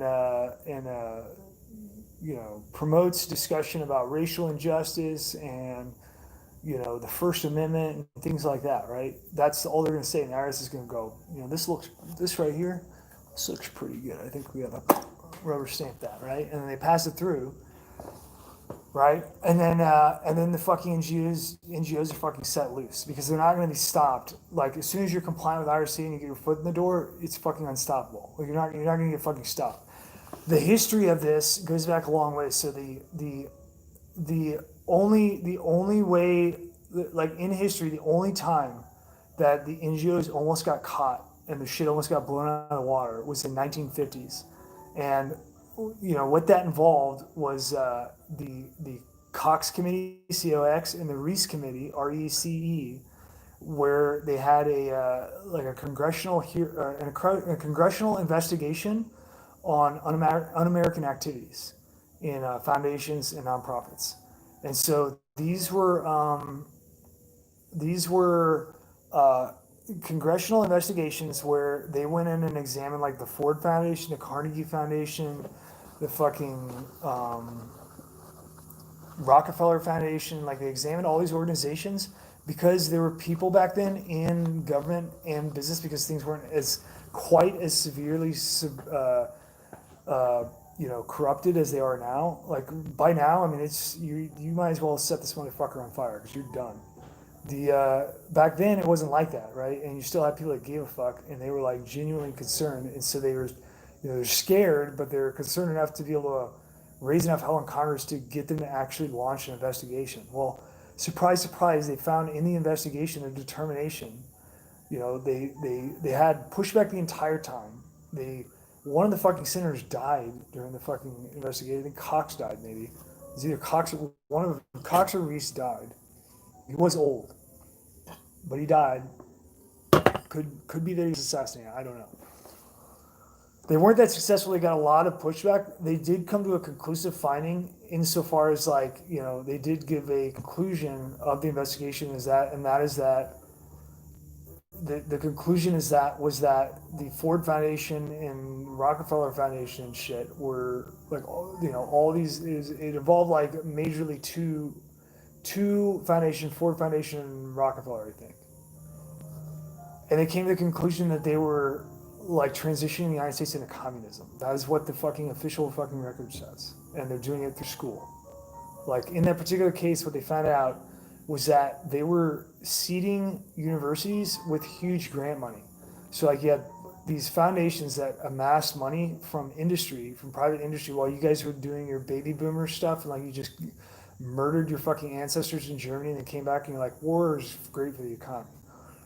And you fucking like made your little stupid ass cookie cutter houses that are trash and you like spent all your money on this shit for like fucking Carnegie Steel and shit.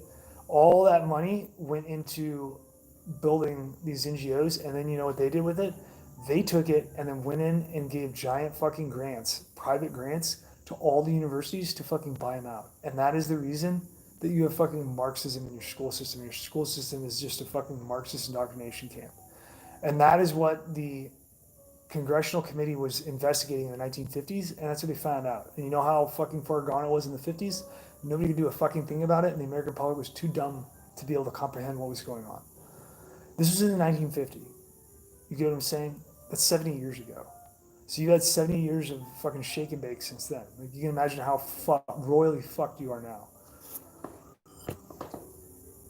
By now, it's so fucking batshit that you have, you have literal.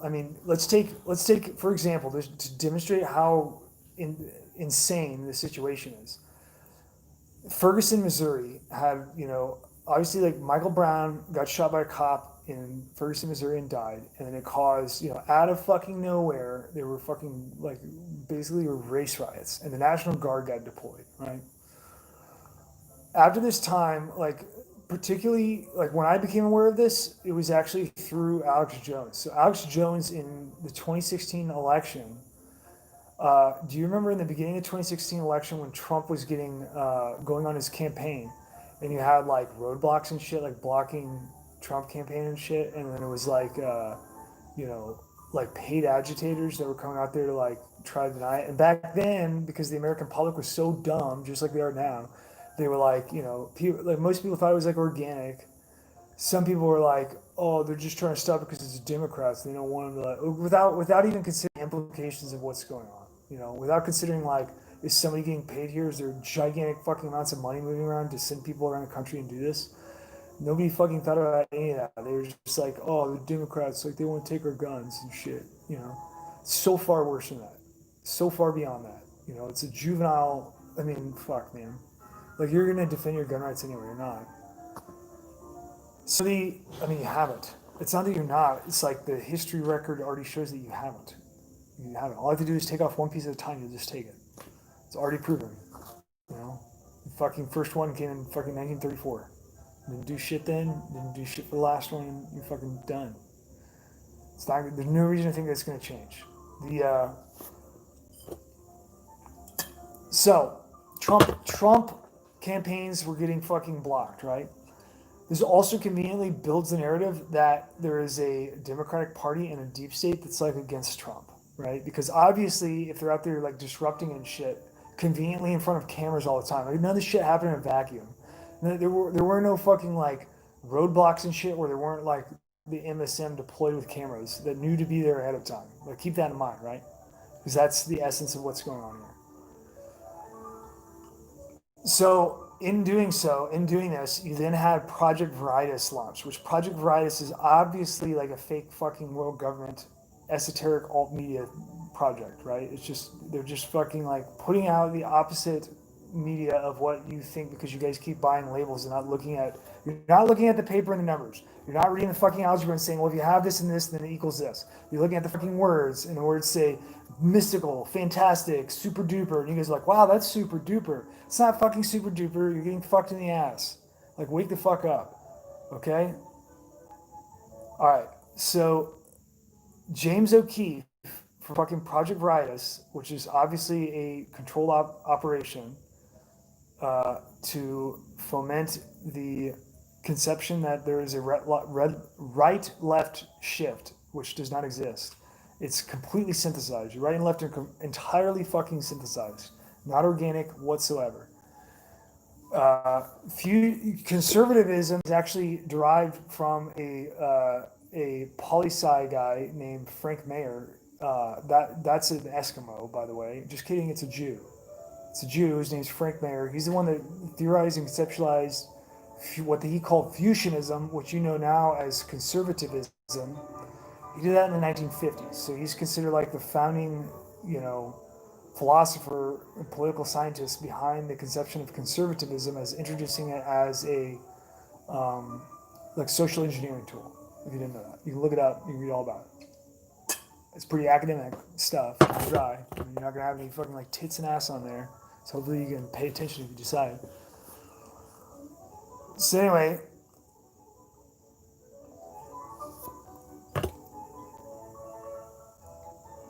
anyway, the right-left spectrum doesn't exist. It's fake. It's synthesized because you guys need to kill each other in order to weaken your country. And that's where you're going. So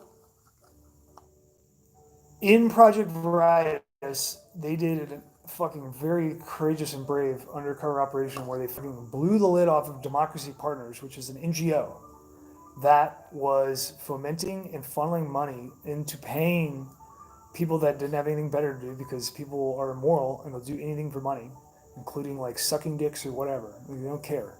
They'll just do whatever. It's irrational behavior just for money because that's the power of money. So the people that are showing up to these like protests and shit and fomenting violence and disruption and shit like that, those people were in a NGO that is registered in IRS recognized, federally recognized, called Democracy Partners. It's still around, still functioning. Nobody shut the motherfucker down because you're all too dumb to nobody gives a fuck. What you should be doing is probably like executing your politicians so that they fucking light a fire under their ass and get motivated. Just kidding. I'm talking about Minecraft. So here's the deal, right? We're talking about Ferguson. We're talking about the riots and shit, and people getting hurt and fucking destroying everything, right? So James O'Keefe and Project Veritas uncovered Democracy Partners in relation to the Trump disruption in 2016. Nothing to do with Ferguson. While researching fucking what Project Veritas was all about and figuring out that they're full of shit, I determined that they're fucking operative agents that are in there, that are listed on their fucking Form 990. I researched them. Well, surprise, surprise, they're at every fucking day at Ferguson. You know what I mean? So they're like literally in there taking pictures and tweeting about, the National Guard's here now. Ho, ho, ho. They're posting on fucking Twitter. Nobody gives a fuck. Nobody cares. You're all too dumb to understand what's going on. They're taking fucking money and they're going there and organizing the fucking riots. Right? They're organizing the riots. They're fucking paying people to stand out there and foment a fucking riot. They're taking advantage of the situation, and it's all under the cameras of the media. You know why? Because they all work together. You know why? Why would they all work together? It's not the same thing. Charity, fucking MSM, right? Fucking police, like police shooting event. They don't. What do these things have to do with each other? Well, you have a fucking subversive world government that exists and is fucking real, just as fucking real as your fucking drool that's coming out of your mouth. It's real and it exists, and they're there working in coordination, and they think you're too dumb to understand or figure it out. And so far they've been right. Hopefully they're wrong in the long run. Hopefully you do figure it out. Maybe they're scared that you're figuring it out because they're going back now and erasing, like they put in legislation. Because you let them get so far in control that now they're passing legislation. They're passing legislation so they don't have to fucking put on their tax return who gives them all their money. So their money is just ghost money now. Everything after December 2019, which is this year. It's already in effect. They haven't filed yet for this year. So this is what happened, right? So then I start looking into Democracy Partners. I'm like, all right, who are these fucking assholes that are obviously that are creating riots in Ferguson, Missouri? Because I live in Missouri, right? So I had some extra attention to put on this thing. So Democracy Partners is run by Robert Creamer. Robert Creamer's wife, right? And I think fucking Project Veritas went so far as to identify Robert Creamer, which is actually kind of like dangerous. Like I don't know if they should have gone. If I was like a subversive fucking Erev Rav Jew in charge of fucking Project Veritas, and I watched that video, I'd be like, you guys are going too far here. You need to fucking pull it back. Do you have like a cat or something that you can show and say they're in charge of it? Like that's what I would do, right? Right? You see what I'm saying? I wouldn't let them go and put out Robert Creamer. They let him do that. So for whatever reason, I guess it gives Project Veritas some level of credibility. People that don't understand what's going on. What Project Veritas forgot to tell everybody is that Democracy Partners isn't just involved in like doing roadblocks for fucking Trump campaigns, which is pretty impotent, right? Like nobody really gives a fuck. They're also fomenting and creating every Black Lives Matter protest from Eric Garner to fucking Michael Brown. In the infancy of the shit, like from 2012 on, they're everywhere, and they're just constantly growing, getting more money. What they don't say is that if you go into Democracy Partners Form 990, their contributions are from fucking Jews all over the United States and companies that are run by Jews all over the United States. What they don't tell you at Democracy Partners is that Robert Creamer, who's running the motherfucking Democracy Partners, is the fucking CEO and takes a paycheck and shit, is a fucking felon for fucking tax schemes, for fucking like for embezzlement of money from companies that he's had in the past, for profit companies, and now he's a fucking CEO of a nonprofit. What they don't tell you, Project Veritas, is that Robert Creamer's wife is Jan Schakowsky, who is the fucking senator for the 9th District of Illinois, a sitting senator who's been there for a long time because she's a Jew, and so is fucking Creamer. They're both Jews, and half their fucking staff for this shit is fucking Jews, and like this is reality. This is like the way that it is, and that is the reason that they're not saying that. The Project Rice isn't saying any of that stuff, even though it's way more volatile than any kind of like we put a fucking traffic cone in front of Trump campaigns in 2016, is because the Trump election. The reason that they chose to cover the Trump election disruption but not Black Lives Matter is because the point of Black Lives Matter is not for you to think that NGOs are running it, but that black people are running it. Black people don't have shit to do with Black Lives Matter, other than they're getting paid to be on the ground. And they don't know any better. Okay, that's why they're not covering Black Lives Matter. The reason they're covering Trump is because they have to show you that the MSM and the Democrats are against Trump, because they're not. And if they didn't show you that, then you'd fucking figure out that fucking the Democrats are no different than Republicans and that they're all fucking working together. This is all just a fucking game, a show. It's all fake. It's 100% fake. They don't give a fuck about anything that you care about in terms of like your family or America or your values or your ethics. This is cutthroat. This is fucking like prison rules. This is fucking like we kidnap kids and fucking rape them and shit rules. This is like we fucking launch wars that kill 1 million people. You know, this is absolute evil on the face of the earth, and it rules this fucking world. And you people need to wake the fuck up because you're all gonna get swallowed up into it, and you're gonna help with it if you don't wake up.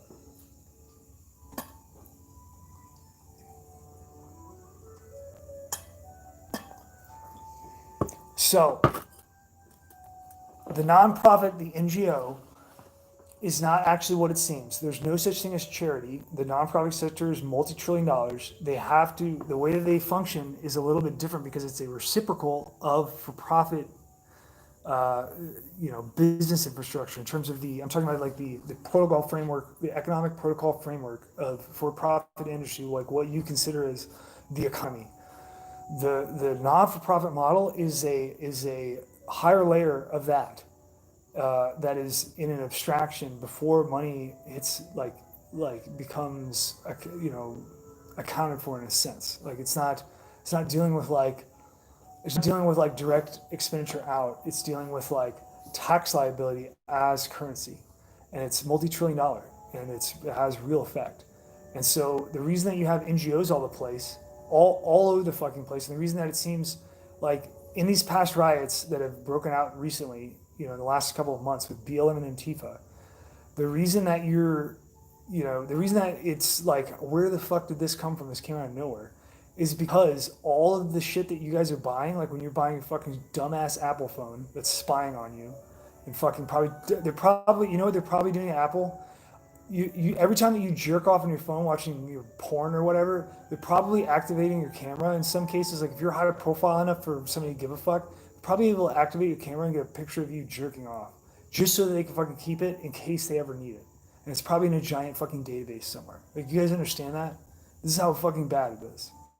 You have no idea. Like, I mean, the shit where this is going to end up in a fucking public freakout. You guys are gonna murder each other. They're gonna be grinning from ear to ear the entire time about how out of control you people are. And you did it all to yourself, like you did it with your choices. You fucking let it all happen. You let the gun control happen. If you physically block your cameras, if you put fucking tape over it, you're good to go. They're showing you your mics. The best thing that you can do for your phone, if you actually want security, is get a fucking landline.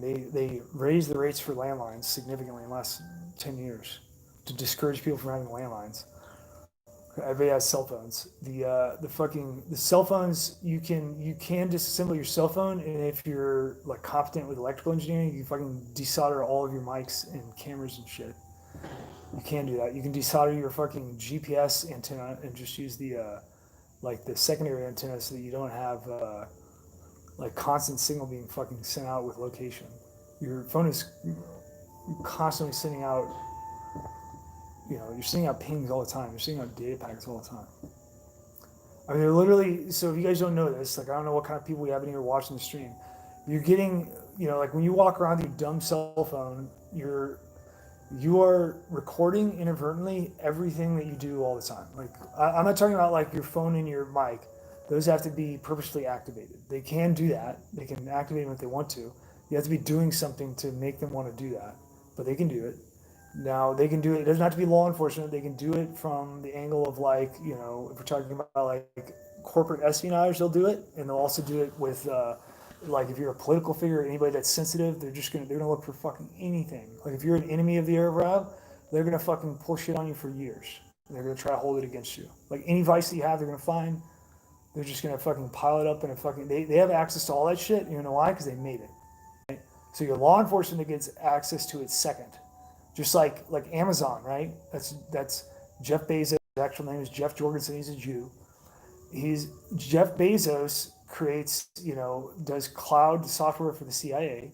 They've got a recurring contract that's very large. It's like $600 million. They do all the cloud storage for the CIA. You know what that means? It means that fucking Amazon has total access to fucking CIA documents. That's what it means. It doesn't really matter because they're on the same team as the CIA because the CIA isn't American. They're a fucking foreign government entity in here LARPing as Americans. They're not fucking Americans. People in the CIA, like operatives in the CIA, are Americans, and they're too dumb to figure out what's. They're so fucking smart to get through the pipeline in the CIA. They don't know what fucking. They don't know like which way the fucking wind blows in their thing. They think that it's just like compartmentalized as fuck because they're high speed and like that's how it needs to be. It's compartmentalized as fuck so that you don't figure it out and fucking kill them. That's what it's compartmentalized as fuck for. So you don't get off your fucking leash.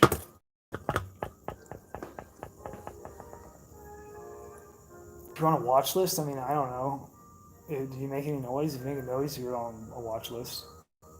Everything is recorded all the time.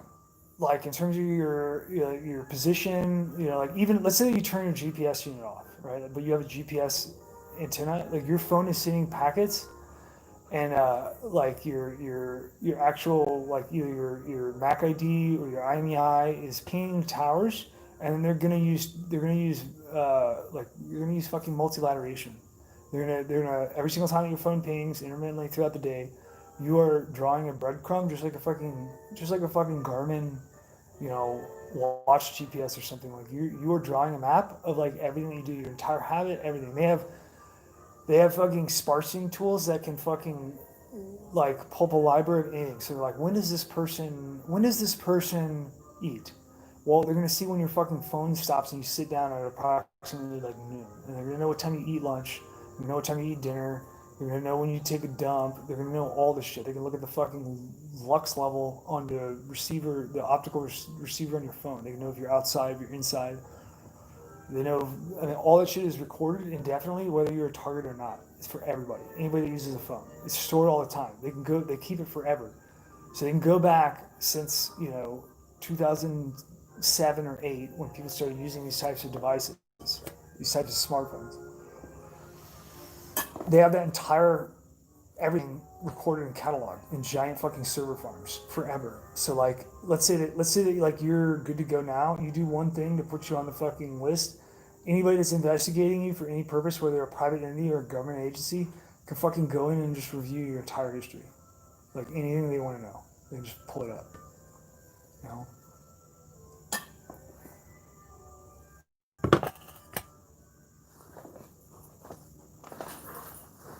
So I'm just telling you that's the way it is. Now it goes further than that. It goes into like everything. It goes into like the extension of this. The logical extension of this is that right now in the United States, obviously things are coming to a head, right? So people are freaking out. They know that something's not right. They don't know what's going on, but they know enough to be like paranoid. So people are freaking out. They're calling it like the deep state, the 1%, whatever. Well, I'm here to tell you that it's the Arab Rab. The reason I'm telling you it's the Arab Rab is because that's exactly what it is, and I want to be honest with you. And like the Arab Rab is a very large element within Judaism.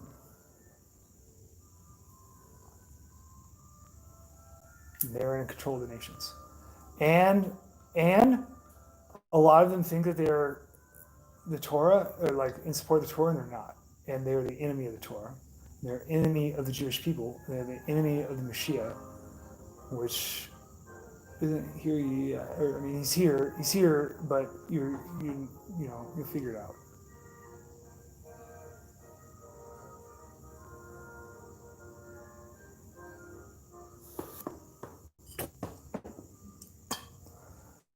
So what happened? Okay, here. This is good. Dookie Shoes says, let's talk about the 501c19 that you run with your Jewish partner. This is very, very good. So first of all, I would ask Dookie, have you ever been in here this chat under another name? Because I recognize your writing. Number one, because you use a question mark. You're not, like English obviously isn't your first language because you're using a question mark and you're not asking a question. So no, English isn't your first language. I can tell by the composition of your sentence structure. I recognize your fucking writing. I know that you probably don't recognize it because you don't think that deeply into what you're saying. but I do. So like, I recognize you. You want to like tell everybody what the other screen names that you use are, or what? It's not. I don't think it's 420. Could be 420.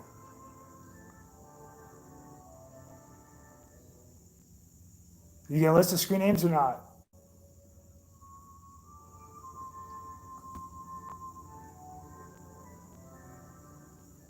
Well, we're gonna get into answering your question. But what I want to do is pull attention to you. This is my only one SN. I don't know what SN is. I'm not into your hip language there.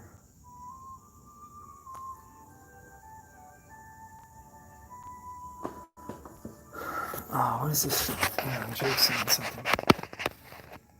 What's reality? I don't know. When my bird was looking at my computer monitor, I thought that bird has no idea.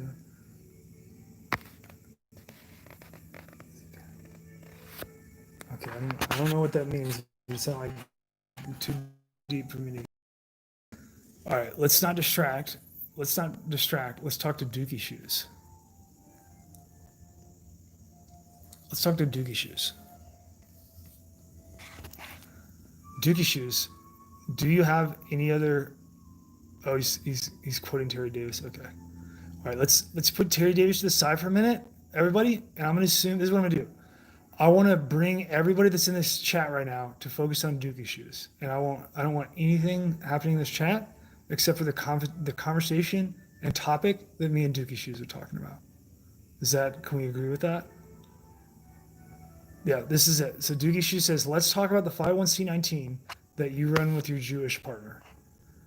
I don't want to talk about anything at all except me, the 501c19, the Jewish partner, and Doogie Shoes. The first thing that we're covering is Doogie Shoes. All right? Is everybody okay with that in the chat right now? Do I have anybody in here that isn't okay with that or wants to say something that's like totally off topic and distract? Or can we get consolidated so that we can fucking identify the beast here? All right. Doogie Shoes. I want a clear answer. Have you ever been in this chat with another screen name besides Doogie Shoes?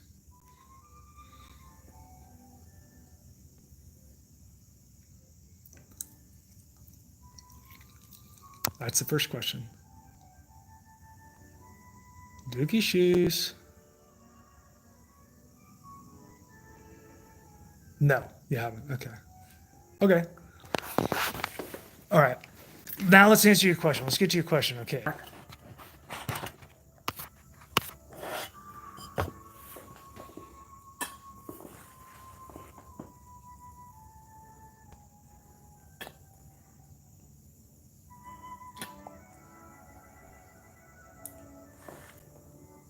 Okay. We're back. All right. I don't have a Jewish partner. Okay. What I have is a 501c19 that I recommended viewers of the stream make. Okay. So I asked for volunteers to make a nonprofit. The reason why is because I studied the fucking nonprofit model that is destroying the United States and studied the IRC and determined all the things that I just told you dumbasses about by studying IRC and then analyzing the Reform 990s and then drawing the fucking picture that Congress should have fucking caught. The people that you elect to guard you while you sleep. They should have fucking caught it and they're too dumb to get it.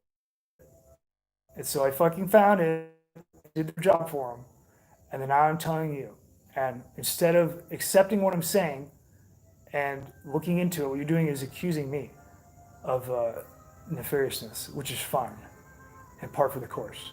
Now, the 501c19 is a 501c19 because that is the structure of limitation that we have to work in to have anything. Meaning that it could either be a for-profit entity, or it could be a nonprofit entity, and that's it. It can't be anything else. There is no, everything's squeezed. You can't have any property. You can't hold any property unless you want to hold it as like an individual, in which case it's just, I mean, you're not going to be, I mean, if you did something and you're the only person involved, you can do that, like a sole proprietorship. You can't do anything with any kind of land or people or anybody getting any kind, moving any kind of significant money around, anything like that, without having a fucking legal entity in the United States, because you guys have decided to do that. You've decided to put yourself in that position by allowing it to happen and not fighting. And I'm talking by you, I mean like our prior generations, right? We've decided that that's what we want, and so that's what we got, and we have the exact government that we deserve.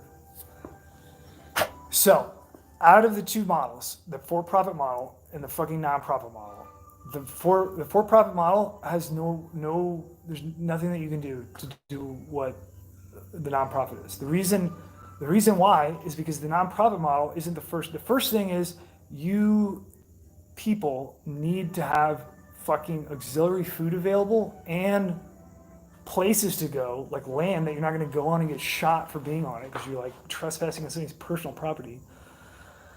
You people need that so that you can fucking get out of the cities when the shit goes bad. Right now you don't have anywhere to go. Like you are all banking on the fact that like you're going to stay in your house. Like you're going to stay in like your 0.5 acre house and like ride out a fucking world war. Okay? Might not be the best option, you know. And it's kind of selfish because if you do live out in the country, I'm very extremely blessed to be able to somehow fucking escape the city and get out in the country. And you know, like I know that I'm not safe here. Not only am I not safe in terms of direct action against me, like when things go bad, I'm not safe in terms of the populations. So when you have these cities crash, if things go really bad, it's going to cause a fucking exodus out of all the fucking cities. Where do you think they're going to go? They're going to go into fucking farmland and shit. They're going to spread out. If they're like getting increased pressure, like social pressure from conflict with people and shit, I'm not even talking about nefarious people necessarily. I'm talking about like families and shit being like, we don't want our kids to get killed and stuff, so we're just like going to go out in the woods or whatever.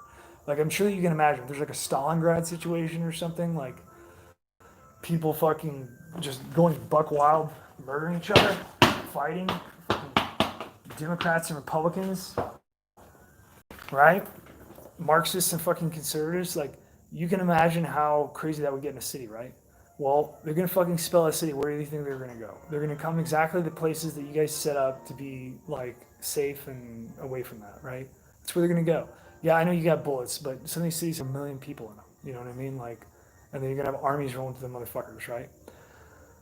So you need fucking auxiliary land that is public use, that has the ability to provide some degree of protection from exposure and has some food in it, and that you can is designed to legally stay in as long as you want. Meaning that if you fucking go into a Walmart or something, you're sleeping in a Walmart, you're at the entire mercy of whatever that for-profit entity wants to do because you're on their private property, right? So the idea is to make public property, public trust property, that has a distinct legal usage, which is to be on it and to stay there for as long as you fucking want. So if your fucking house is destroyed, you need to go somewhere. Every city should have a place that you can go and fucking set up if you have to. You know what I mean? Like temporarily, whatever. If your fucking food supply gets shut off, and not just you don't have food, but like 1 million people around you don't have food, well, the idea would be that you can leave the city on foot or in a car or whatever, and go just a couple miles offline, away from the fucking highways, where the fucking tanks are going to roll through to get from one city to the next when they're destroying each other, when the jet aircraft are flying in and targeting their prearranged, target reference points, which are going to be cities, because that's where all the industrial material is. They don't give a fuck about trees. They give a fuck about cities and power and people, right? So you leave the cities and you go into places where world government doesn't want to have anything to do with when you need to get the fuck out of Dodge. When you get there, you might want something to eat and something to drink because maybe you couldn't bring that much with you. So the fucking places have to have food forests, right? If they're trees that are perennial, we're not talking about like perennial crops that have to be tended to or anything. We're talking about trees that last for 300 years on their own, that grow whether you prune them or not, and are going to produce fruit whether you prune them or not, right? And that are going to survive through winter and everything else, and produce food. Right? We're talking about lakes, that have a stabilized population of fish. Even if they get cashed out because there's too many people there and it gets overfished or something, at least you have the fucking fish that are there in the meantime, right? This is the point. This is what needs to be there, okay? And that is a matter of logic. And if you listen to any of these fucking videos that I've made, then all this should be clicking and making sense. You should be like, that might be a good idea. In fact, you might be saying to yourself right now, why the fuck have the people that I charge with taking care of me, why have they not thought of such a simple idea? And the answer to that is simple, because that's not their priority. Not only is it not their priority, it's the opposite of their priority. And that's why they're not doing it, right? You have to do it for yourself. You guys aren't going to do it. And so I'm trying to help you, right? And this is when I say that these are not for like your leisure or for like me or any kind of like wealth or personal environment. It's for your mercy. And you don't understand that yet, but at some point, even if you don't make them, there's going to be a day, if you watch these streams and you listen to what I said, you are going to have a day where you're sitting there and you're going to be like, I understand what Dugan said when he was talking about making fucking forests for ourselves, and that it wasn't for anything else but our mercy. Someday, you will understand that, okay? Now, the reason that it's a 501c19 is because that is the only legally authorized model to have a perpetual model that doesn't go away and can't be corrupted by like being bought out and used for other purposes and shit. They can't like just log it and cut down all the trees and shit. The way that the IRC works for 501c19 is that if it goes into dissolution, like it goes bankrupt or anything like that, the entity has to transfer. It's the indemnity clause. So the indemnity clause of the legal construction, the bylaw for nonprofits, provides the opportunity to make it in perpetuation, meaning that if it goes away, the state is legally required to analyze the 2-sentence fucking tax exempt purpose and perpetuate it. So they have to transfer it to another tax exempt entity or someone that's willing to fulfill that mission. And if they can't, they have to like continue to hold it in the public trust, at least in the interim, right? So you have perpetuity that comes from doing the 501c19 model, okay? Now, the reason I don't have a Jewish partner, okay? The only reason that you know anything that a Jew is involved is because I divulged that information to you. I didn't have to. It came from my mouth. I'm the one that fucking told you. Do you think if I was like subversive that I'd be dumb enough to fucking tell you that? Of course not. I would hide it, right? I'm not hiding it. I'm telling you about it. Why am I telling you about it? Because when I first started these streams, I had nothing but Jews in here fucking complaining and shit, calling me anti-Semite. And now, to be fair, a lot of them are probably not Jews. A lot of them are non-Jews that are fucking shitheads that want to cover down on Jews. And they don't even understand Judaism or give a fuck about Judaism. Like, no care whatsoever. They just don't know. They think that they care, they don't. They're fine with all the Jews dying, they don't give a fuck. It's just politically expedient right now for them to fucking white knight for the Jews. And it's disgusting. Because the Jews have been they're supposed to be a fucking light under the nations. They're not. They're like a black hole under the nations by their choice, by their actions, right? Now, I'm not talking about Torah. I'm not talking about following Torah. What I'm talking about is all the things outside of Torah the Jews do has far outweighed anything that the Jews have done to fucking follow Torah. Okay, that's what I'm telling you. Okay. All right. Now. The reason I told you that a Jew is there is because I want to demonstrate to you that I am not like what you call anti-Semitic, which is a fucking meaningless word, completely meaningless, and no one should use it at all, especially Jews, at all. And the reason that I told you that is because I want Jews to understand, if it's possible. I don't even know if it's fucking possible. It might not be. I mean, it's hard enough to fucking get through to the non-Jews in here. I don't know how hard it's going to be to get through to the Jews, but like, I'm trying to tell you guys that this is what you're supposed to do with your money. Like, all the money that you guys are getting with Deuteronomy, you're supposed to fucking cover the world with food for people. Okay? I'm trying to fucking hint at it to you so you figure it out and do it. And apparently it's not working because all I've gotten is pushback from the Jews. And I have fucking YouTube, which is all Jews and run by Jews. They're just trying to shut me down. I guess it's like part of the fucking curve here, right? Like it's got to be against all odds, right? Right? And so the Jewish partner is not a Jewish partner at all. I've never met the person. It is a volunteer. Out of all the people that wanted to volunteer for the Wild Corps, I had a guy, the first guy that wanted to volunteer for the Wild Corps, fucking gave out. You know what I mean? Made a lot of noise and fucking gave out. You know? And was really interested in a lot of questions that don't really have anything to do with work. Right? Like not willing to do a bunch of work, willing to talk a bunch of philosophy and theory and fucking fluff and shit that like doesn't matter and makes no difference at all. You know who fucking wrote it and was like, I want to be involved and I want to do this. I think this is important. A Jew. Well, you know what? Because I'm not an anti-Semite, which is the dumb word that all you people use, whoever comes there by their own sight and wants to do it can do it. And so, you know, he fucking naturally led the fucking way to create the entity, right? The other people involved in it are not Jews. They're non-Jews, you know? There's a Jew there. It's fucking fine.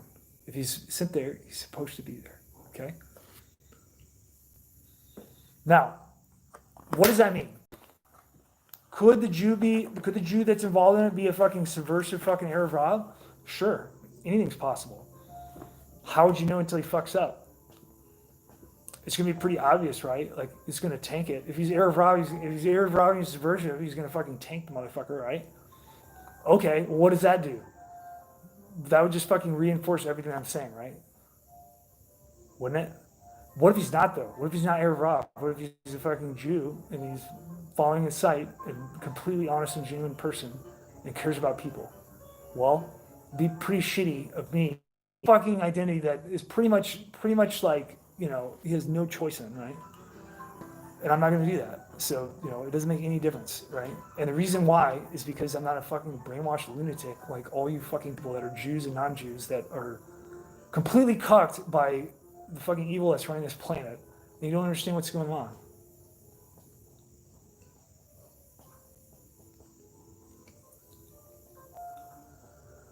Does that make sense? And so not only are we not partners, I've never met the fucking guy. It's a volunteer.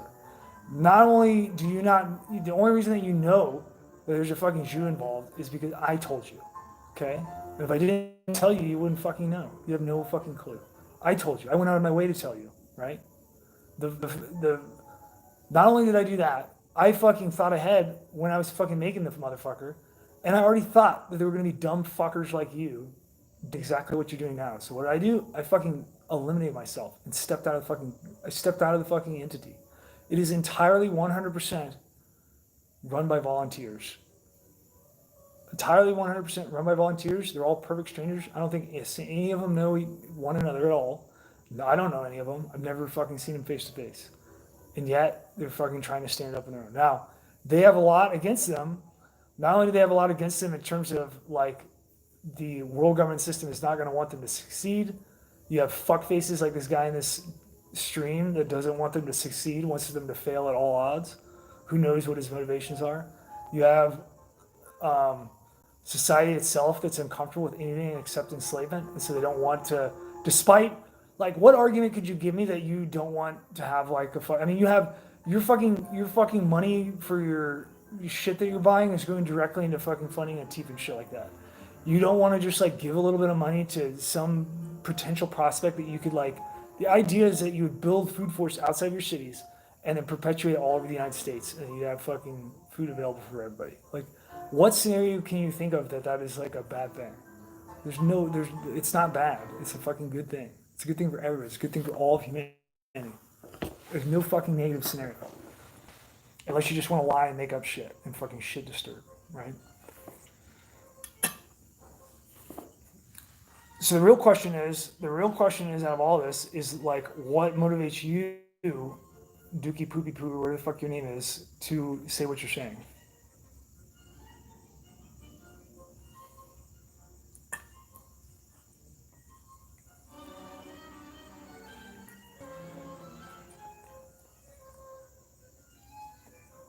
waiting for a response if he wants to respond. He's probably not even in here anymore. He probably like backed out. He's probably like, oh, I got better shit to do.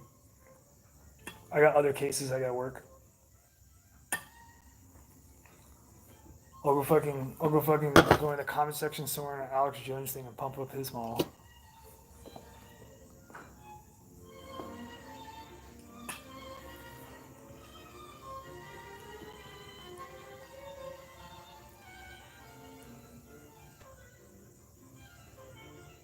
There you are. Okay, so we got some comments here. I'm gonna read these comments.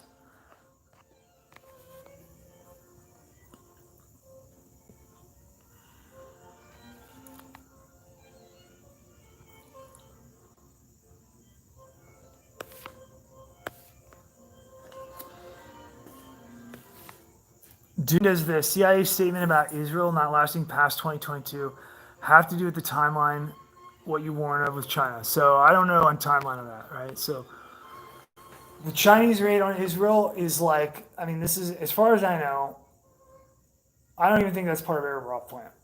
I could be wrong. They could be so esoteric that they know that's going to happen too. I don't know.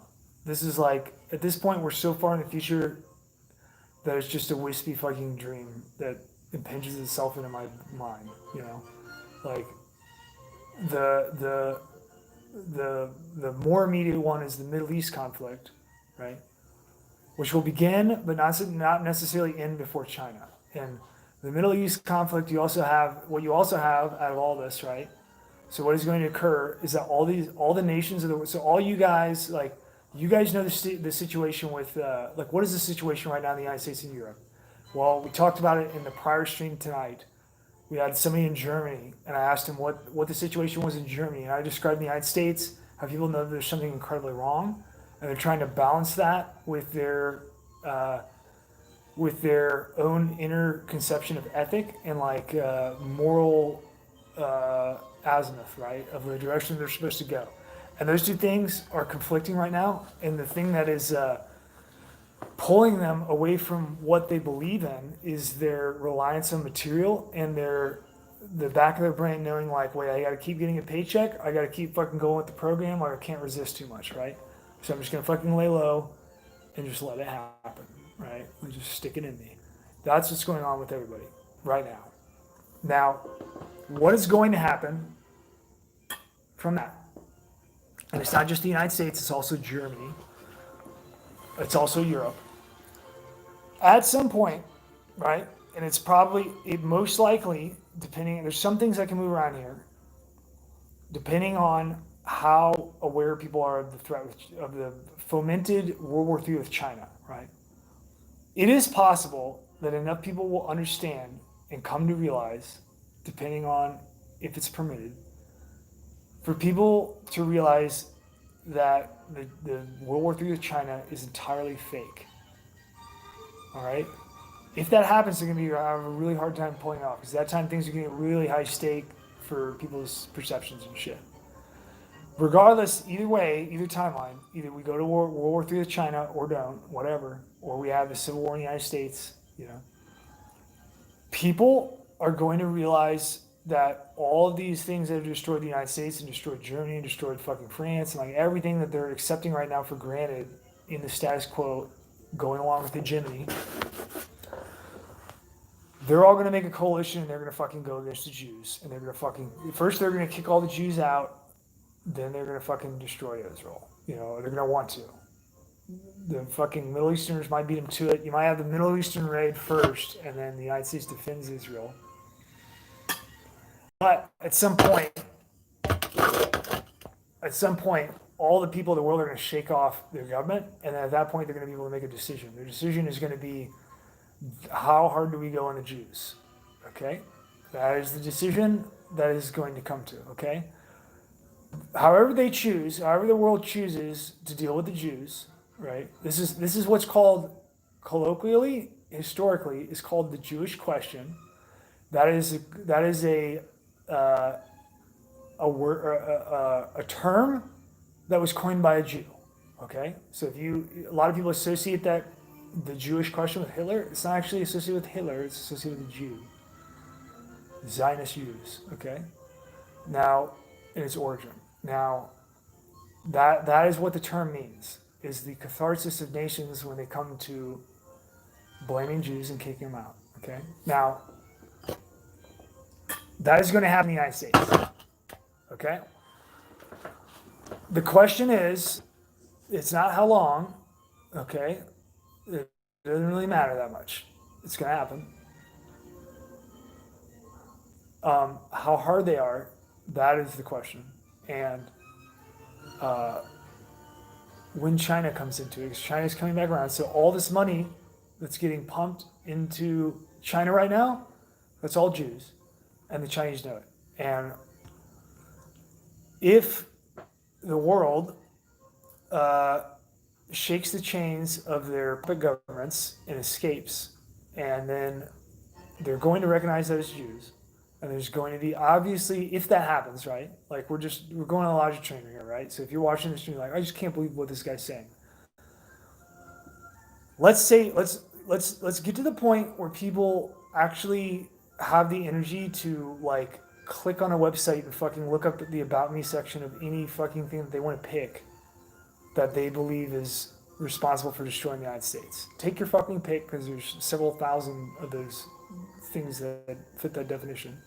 If they click on the about me section and they start looking at it, they're just gonna find Jews. They're gonna find nothing but Jews. It's gonna be a fucking ridiculous overrepresentation. Okay?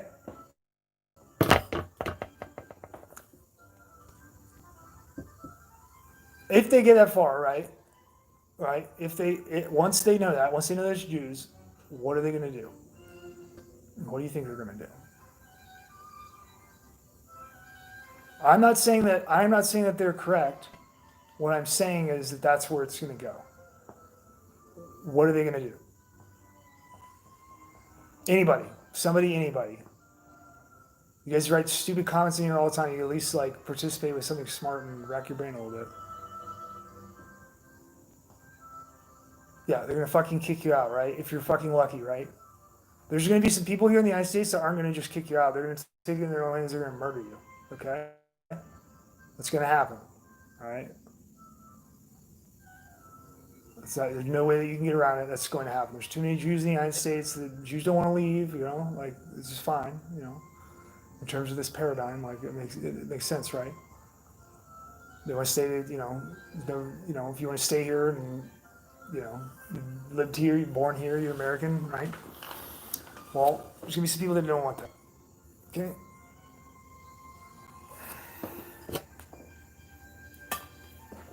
All right. Now. China is a different story, okay? Because China, how the situation with the nations like Europe and the United States, that could go a couple of different ways. Because the Jews have also, certain Jews, which are a majority, a lot of, I don't want to say a majority of Jews, but it outnumbers, the people that are involved in this outnumber the people that aren't, in my opinion. I'm going to say that. Is that fair enough or what? I mean, are we, we're talking honestly here, right? We're just like skipping all of the fucking worldly mumbo jumbo. We're just talking about what's actually going on here, right? Okay, well, that's what I believe.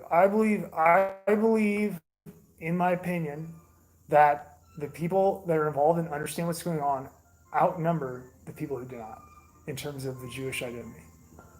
Okay, or that are, I should rephrase that. The people that actually cognitively understand what's going on maybe is probably a minority. The people that support them and believe that what they're doing is right, regardless of how they see it, whether they cognitively comprehend what is happening or not, that is majority. Okay? The people who, if they were brought to a ultimatum of like, you either support these people, if they could like push a button, make them disappear, or make them, have success, they're going to press the success button. Okay, that is a majority. Okay, that's what I mean. That's what I meant to say. I should have been more clear. Okay, that could result, like once the catharsis of this comes about, that could result in any manner of escalation in terms of retaliation from the nation states. Probably going to fucking attack Israel. Now they're going to have like this is a while away, because you're obviously going to have like where we are now as a country. I can say this, and it sounds completely insane because it looks nothing like we're in, right? It doesn't look like we're going there at all, right? That's important to note because that way you can remember, right? When the Jews get kicked out or whatever, they're pretty much going to have to go to Israel, right? Now, if the Iranians, if Persia and Ishmael raid Israel and clear out the government prior to this, it's going to clear up some room for you guys to get there, okay? Now,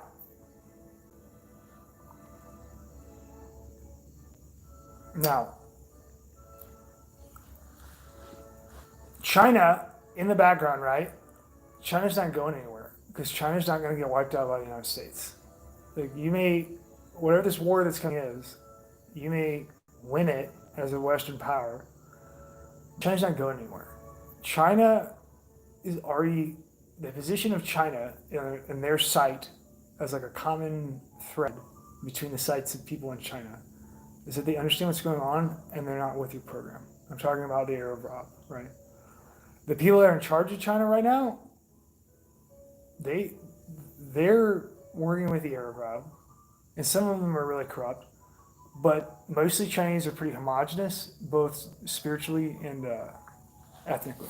And so, what's going to happen when they start to absorb the reality that the United States and Western society got sicked on China just like they got sicked on Iraq, Afghanistan, and shit like that, and they look at like whatever losses they incur in this major world war, the monetary benefit of what has been provided to them by playing ball with the Arab Rob is going to dissipate a little bit, and they're going to have some issues of pride there, and that is going to the situation of the world being weakened by conflict of dealing with the Arab Rob is going to create a power vacuum opportunity for China to fucking Hail Mary your ass.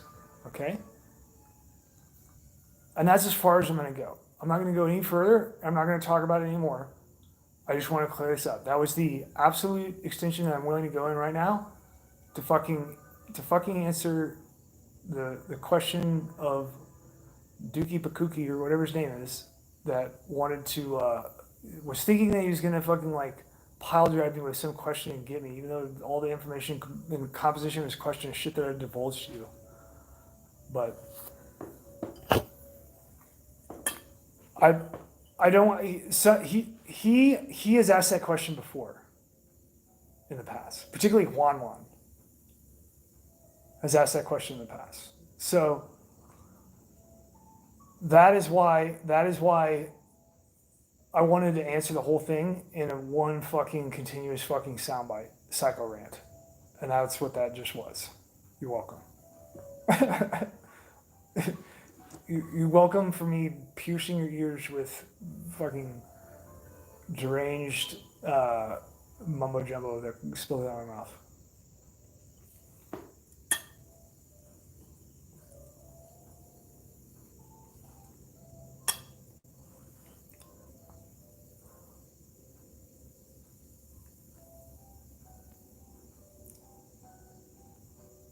Now, what I've said, all the things that I've said. So there have been quite a few things. This isn't like a fucking I told you so thing or anything. There have been quite a few things since this has began that I've told you that have been taking place. It has nothing to do with me. I'm nothing. Okay. I'm not like causing these things to happen or anything like that, like manifesting or any shit like that. Okay? But the things are pretty specific that I'm saying, and then they're happening, right? And the most recent thing, just to make an account of this, what I said today, I guess it'd be today, right? I've been like streaming like a madman today, I guess. I can't tell. The days just all flow together. It's just a continuous fucking blur. The earlier today, I did a stream and I told you guys about lithium additive in the water, right? Well, the government, the CDC, has not said that yet, right? The government, the CDC, has only said that they have come to the conclusion there's a massive suicide and depression risk in the United States, right? There is no bridge between that, like logical bridge between the CDC releasing that and you guys getting fucking lithium in your water, right? Therefore, if you get fucking lithium in your water, the probability of me being able to predict that is like fucking astronomical, right? Because it doesn't even have logical follow through at this point, right? Now, if the MSM and the CDC start talking about lithium water and pump your guys' brains full of it with your trash box that everybody's watching, then it will like suddenly manifest and you guys will be like, wow, this is just like really connects. Like, I guess they're going there, right? But it's not now. So make note of that it's not happened yet. All right. Make note of that so that if it happens, then, you notice that. Okay. If it doesn't happen, then I'll eat my words. But take a note of that.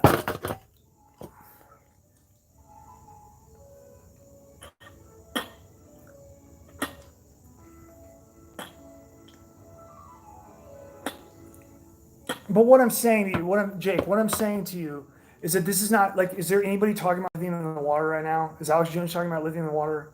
Is anybody that you guys are like watching or whatever, idolizing? Even if it's like an inversion idolization where you're like making fun of Alex Jones or whatever. Is anybody talking about this shit?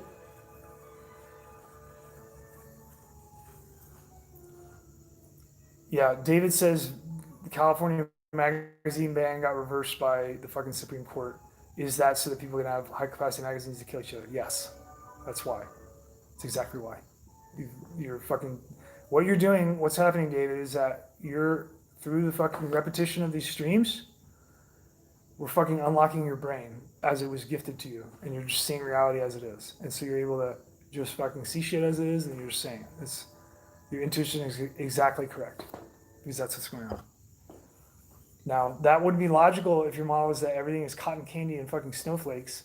But if your model is that absolute evil runs the world and they rule by, covet means and the compliance of the citizenry in fear and in cowardice. And if you understand that model,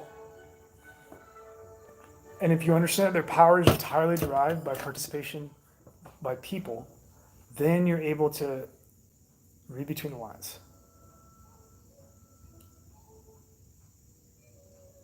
No, what I'm saying, David, I'm saying that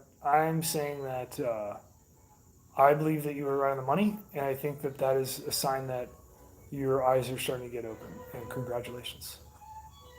Genuinely. And hopefully you take that and do good in the world for people. If you can, whatever you can. I love you too.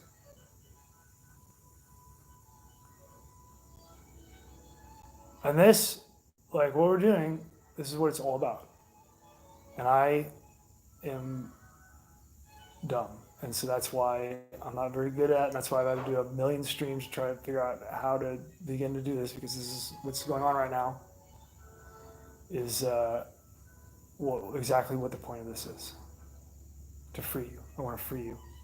Okay? I'm here to free you. If I can.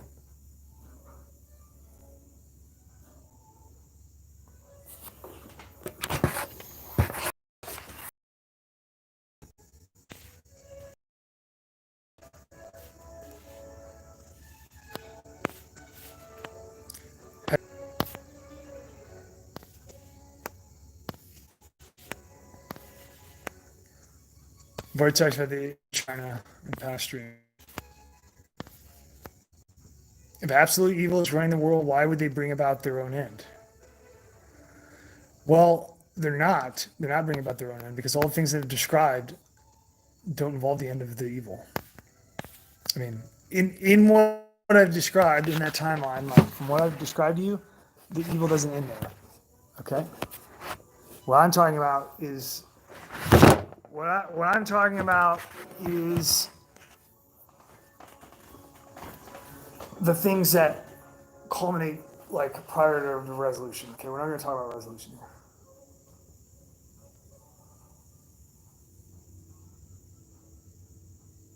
And you're welcome. Of course, you're welcome. I give anyone permission at all to take anything that I'm saying, and you can motion track a dildo on my head. You can fucking overlay words in my mouth that I didn't say. I don't care what you do. You can fucking if somebody you can turn a buck on it, you can go ahead and do that. You can fucking make a music score out of it. You can fucking put it in reverse and just put it online in reverse. You can fucking copy, paste, reproduce, fucking whatever you want to do. I have no fucking limitations on it, okay? I don't give a fuck. Do whatever you want.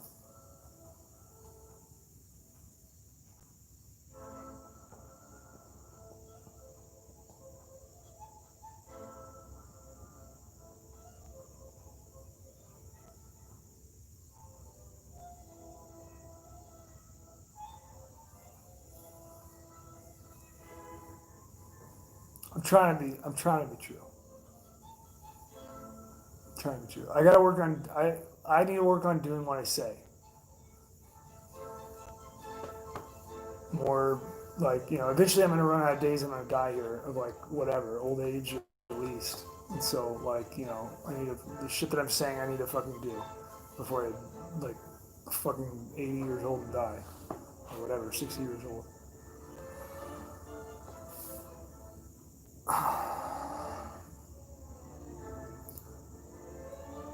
Now, what like all this shit, right? We've kind of gotten a little deeper than I usually like to get in these streams. Okay, we kind of got a little deeper, but it kind of goes with the topic of it, which is like,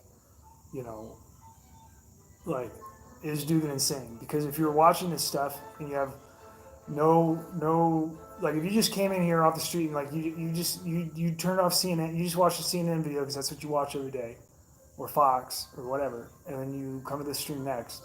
Like, you're going to come to the conclusion that I'm insane, right? So I just want to make a benchmark record about all the people calling me insane, just for posterity, just to fucking like, just a benchmark. We're just fucking like holding up a mirror, just reflecting it. Okay? We're just fucking being accountable. If I fuck up on something and say something that's incorrect, like, I want to know about it so then I can, eat my own words, which I'll do.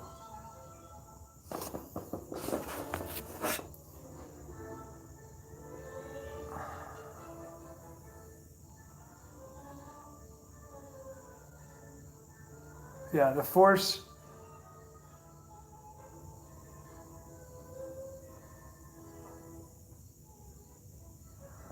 The force. So the heir of Rav is making parallel prophecy, right? Okay, we can't really get into the like prophecy other than in sterile stuff. Like I can't issue prophecy, right? So like I can't tell you how it ends up, like how it's going to wind about here. Okay, but what I can tell you is that there are prophecies that are accepted, they're already issued, right? And that those parallel what is happening. That's what I can tell you. Okay, does that make sense in terms of the heir of Ra? So, like, it's so what we're saying, right? Like, so if you're a Jew in here watching this, what I'm saying is that the heir of Rav is paralleling prophecy from Tanakh, okay, into actualization, which, like other viewers might not. I mean, I don't know. I don't know what people know, like in terms of their sight and conception and stuff. Like, obviously, in physicality, like, fact is fact, right? So if something happens and it's prophecy and it's actualized, then it's the case, right? But what I'm saying is that, like, a lot of the cases with Erev Rav, it's not actually actualized, it's faked. And the actual parameters for fulfilling the prophecy aren't fulfilled, Like, they're fucking, like, barely fulfilled. They're fulfilled and then they're lied about that they're fulfilled and they're not,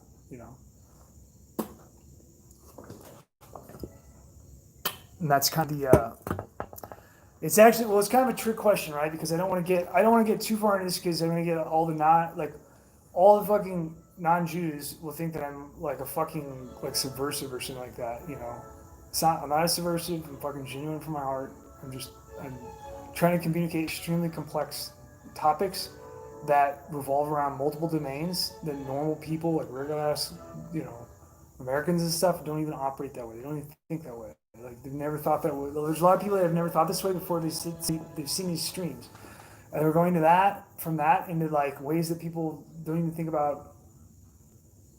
You know, the very minimal number of people that are thinking this way. You know, so like the you know the there's two ways of looking at Zionism, right? There's two ways. There's the way that's like there's the way that like some people will look at it where they say like, you know, you know, of course, like you have the American's perspective, which is just like there's zero difference between Zionism and Judaism. It's just all one ball, right? And that's kind of like that's the program that the Zionists push on the non-Jews, right? Just to see that way. That's like the minimal understanding possible, and that's the best situation to be in. The greater understanding, like in certain elements of Judaism, is that, you know, Zionism is forcing something, right? Like they're forcing like multiple attempts at Aliyah that have failed, right? They see it as like a failure, right? All of these types of ideas of like multiple phases of failure and obvious like corrupt, half-assed fulfillment of prophecy, right? Then you have a more esoteric understanding, which is that like through the failure creates like actual fulfillment of prophecy, right? Like through the like corruption failure, which then leads you to the point of like who's really in charge of the Zionists here, right? Like what are they on? Like what are they? You get what I'm saying? There's a lot of different fucking layers here.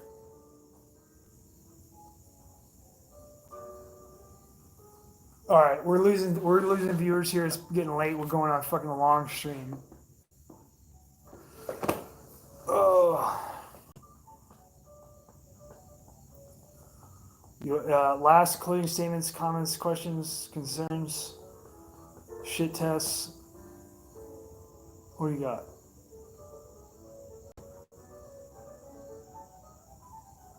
I don't know who's. I'd imagine that somebody has. They're talking about. Yeah, I know. I gotta fucking work. I gotta go to sleep. They're talking about right now. The current state of the lithium thing is that the medical experts that are referenced by the CDC and shit like that are recommending trial of public introduction of lithium into water. That's where it's at.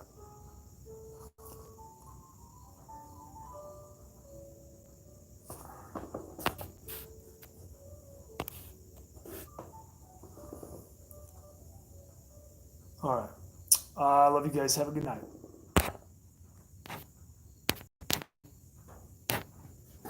If I can press my button, I don't know if I can get it. Okay. Okay, I love you. Have fun.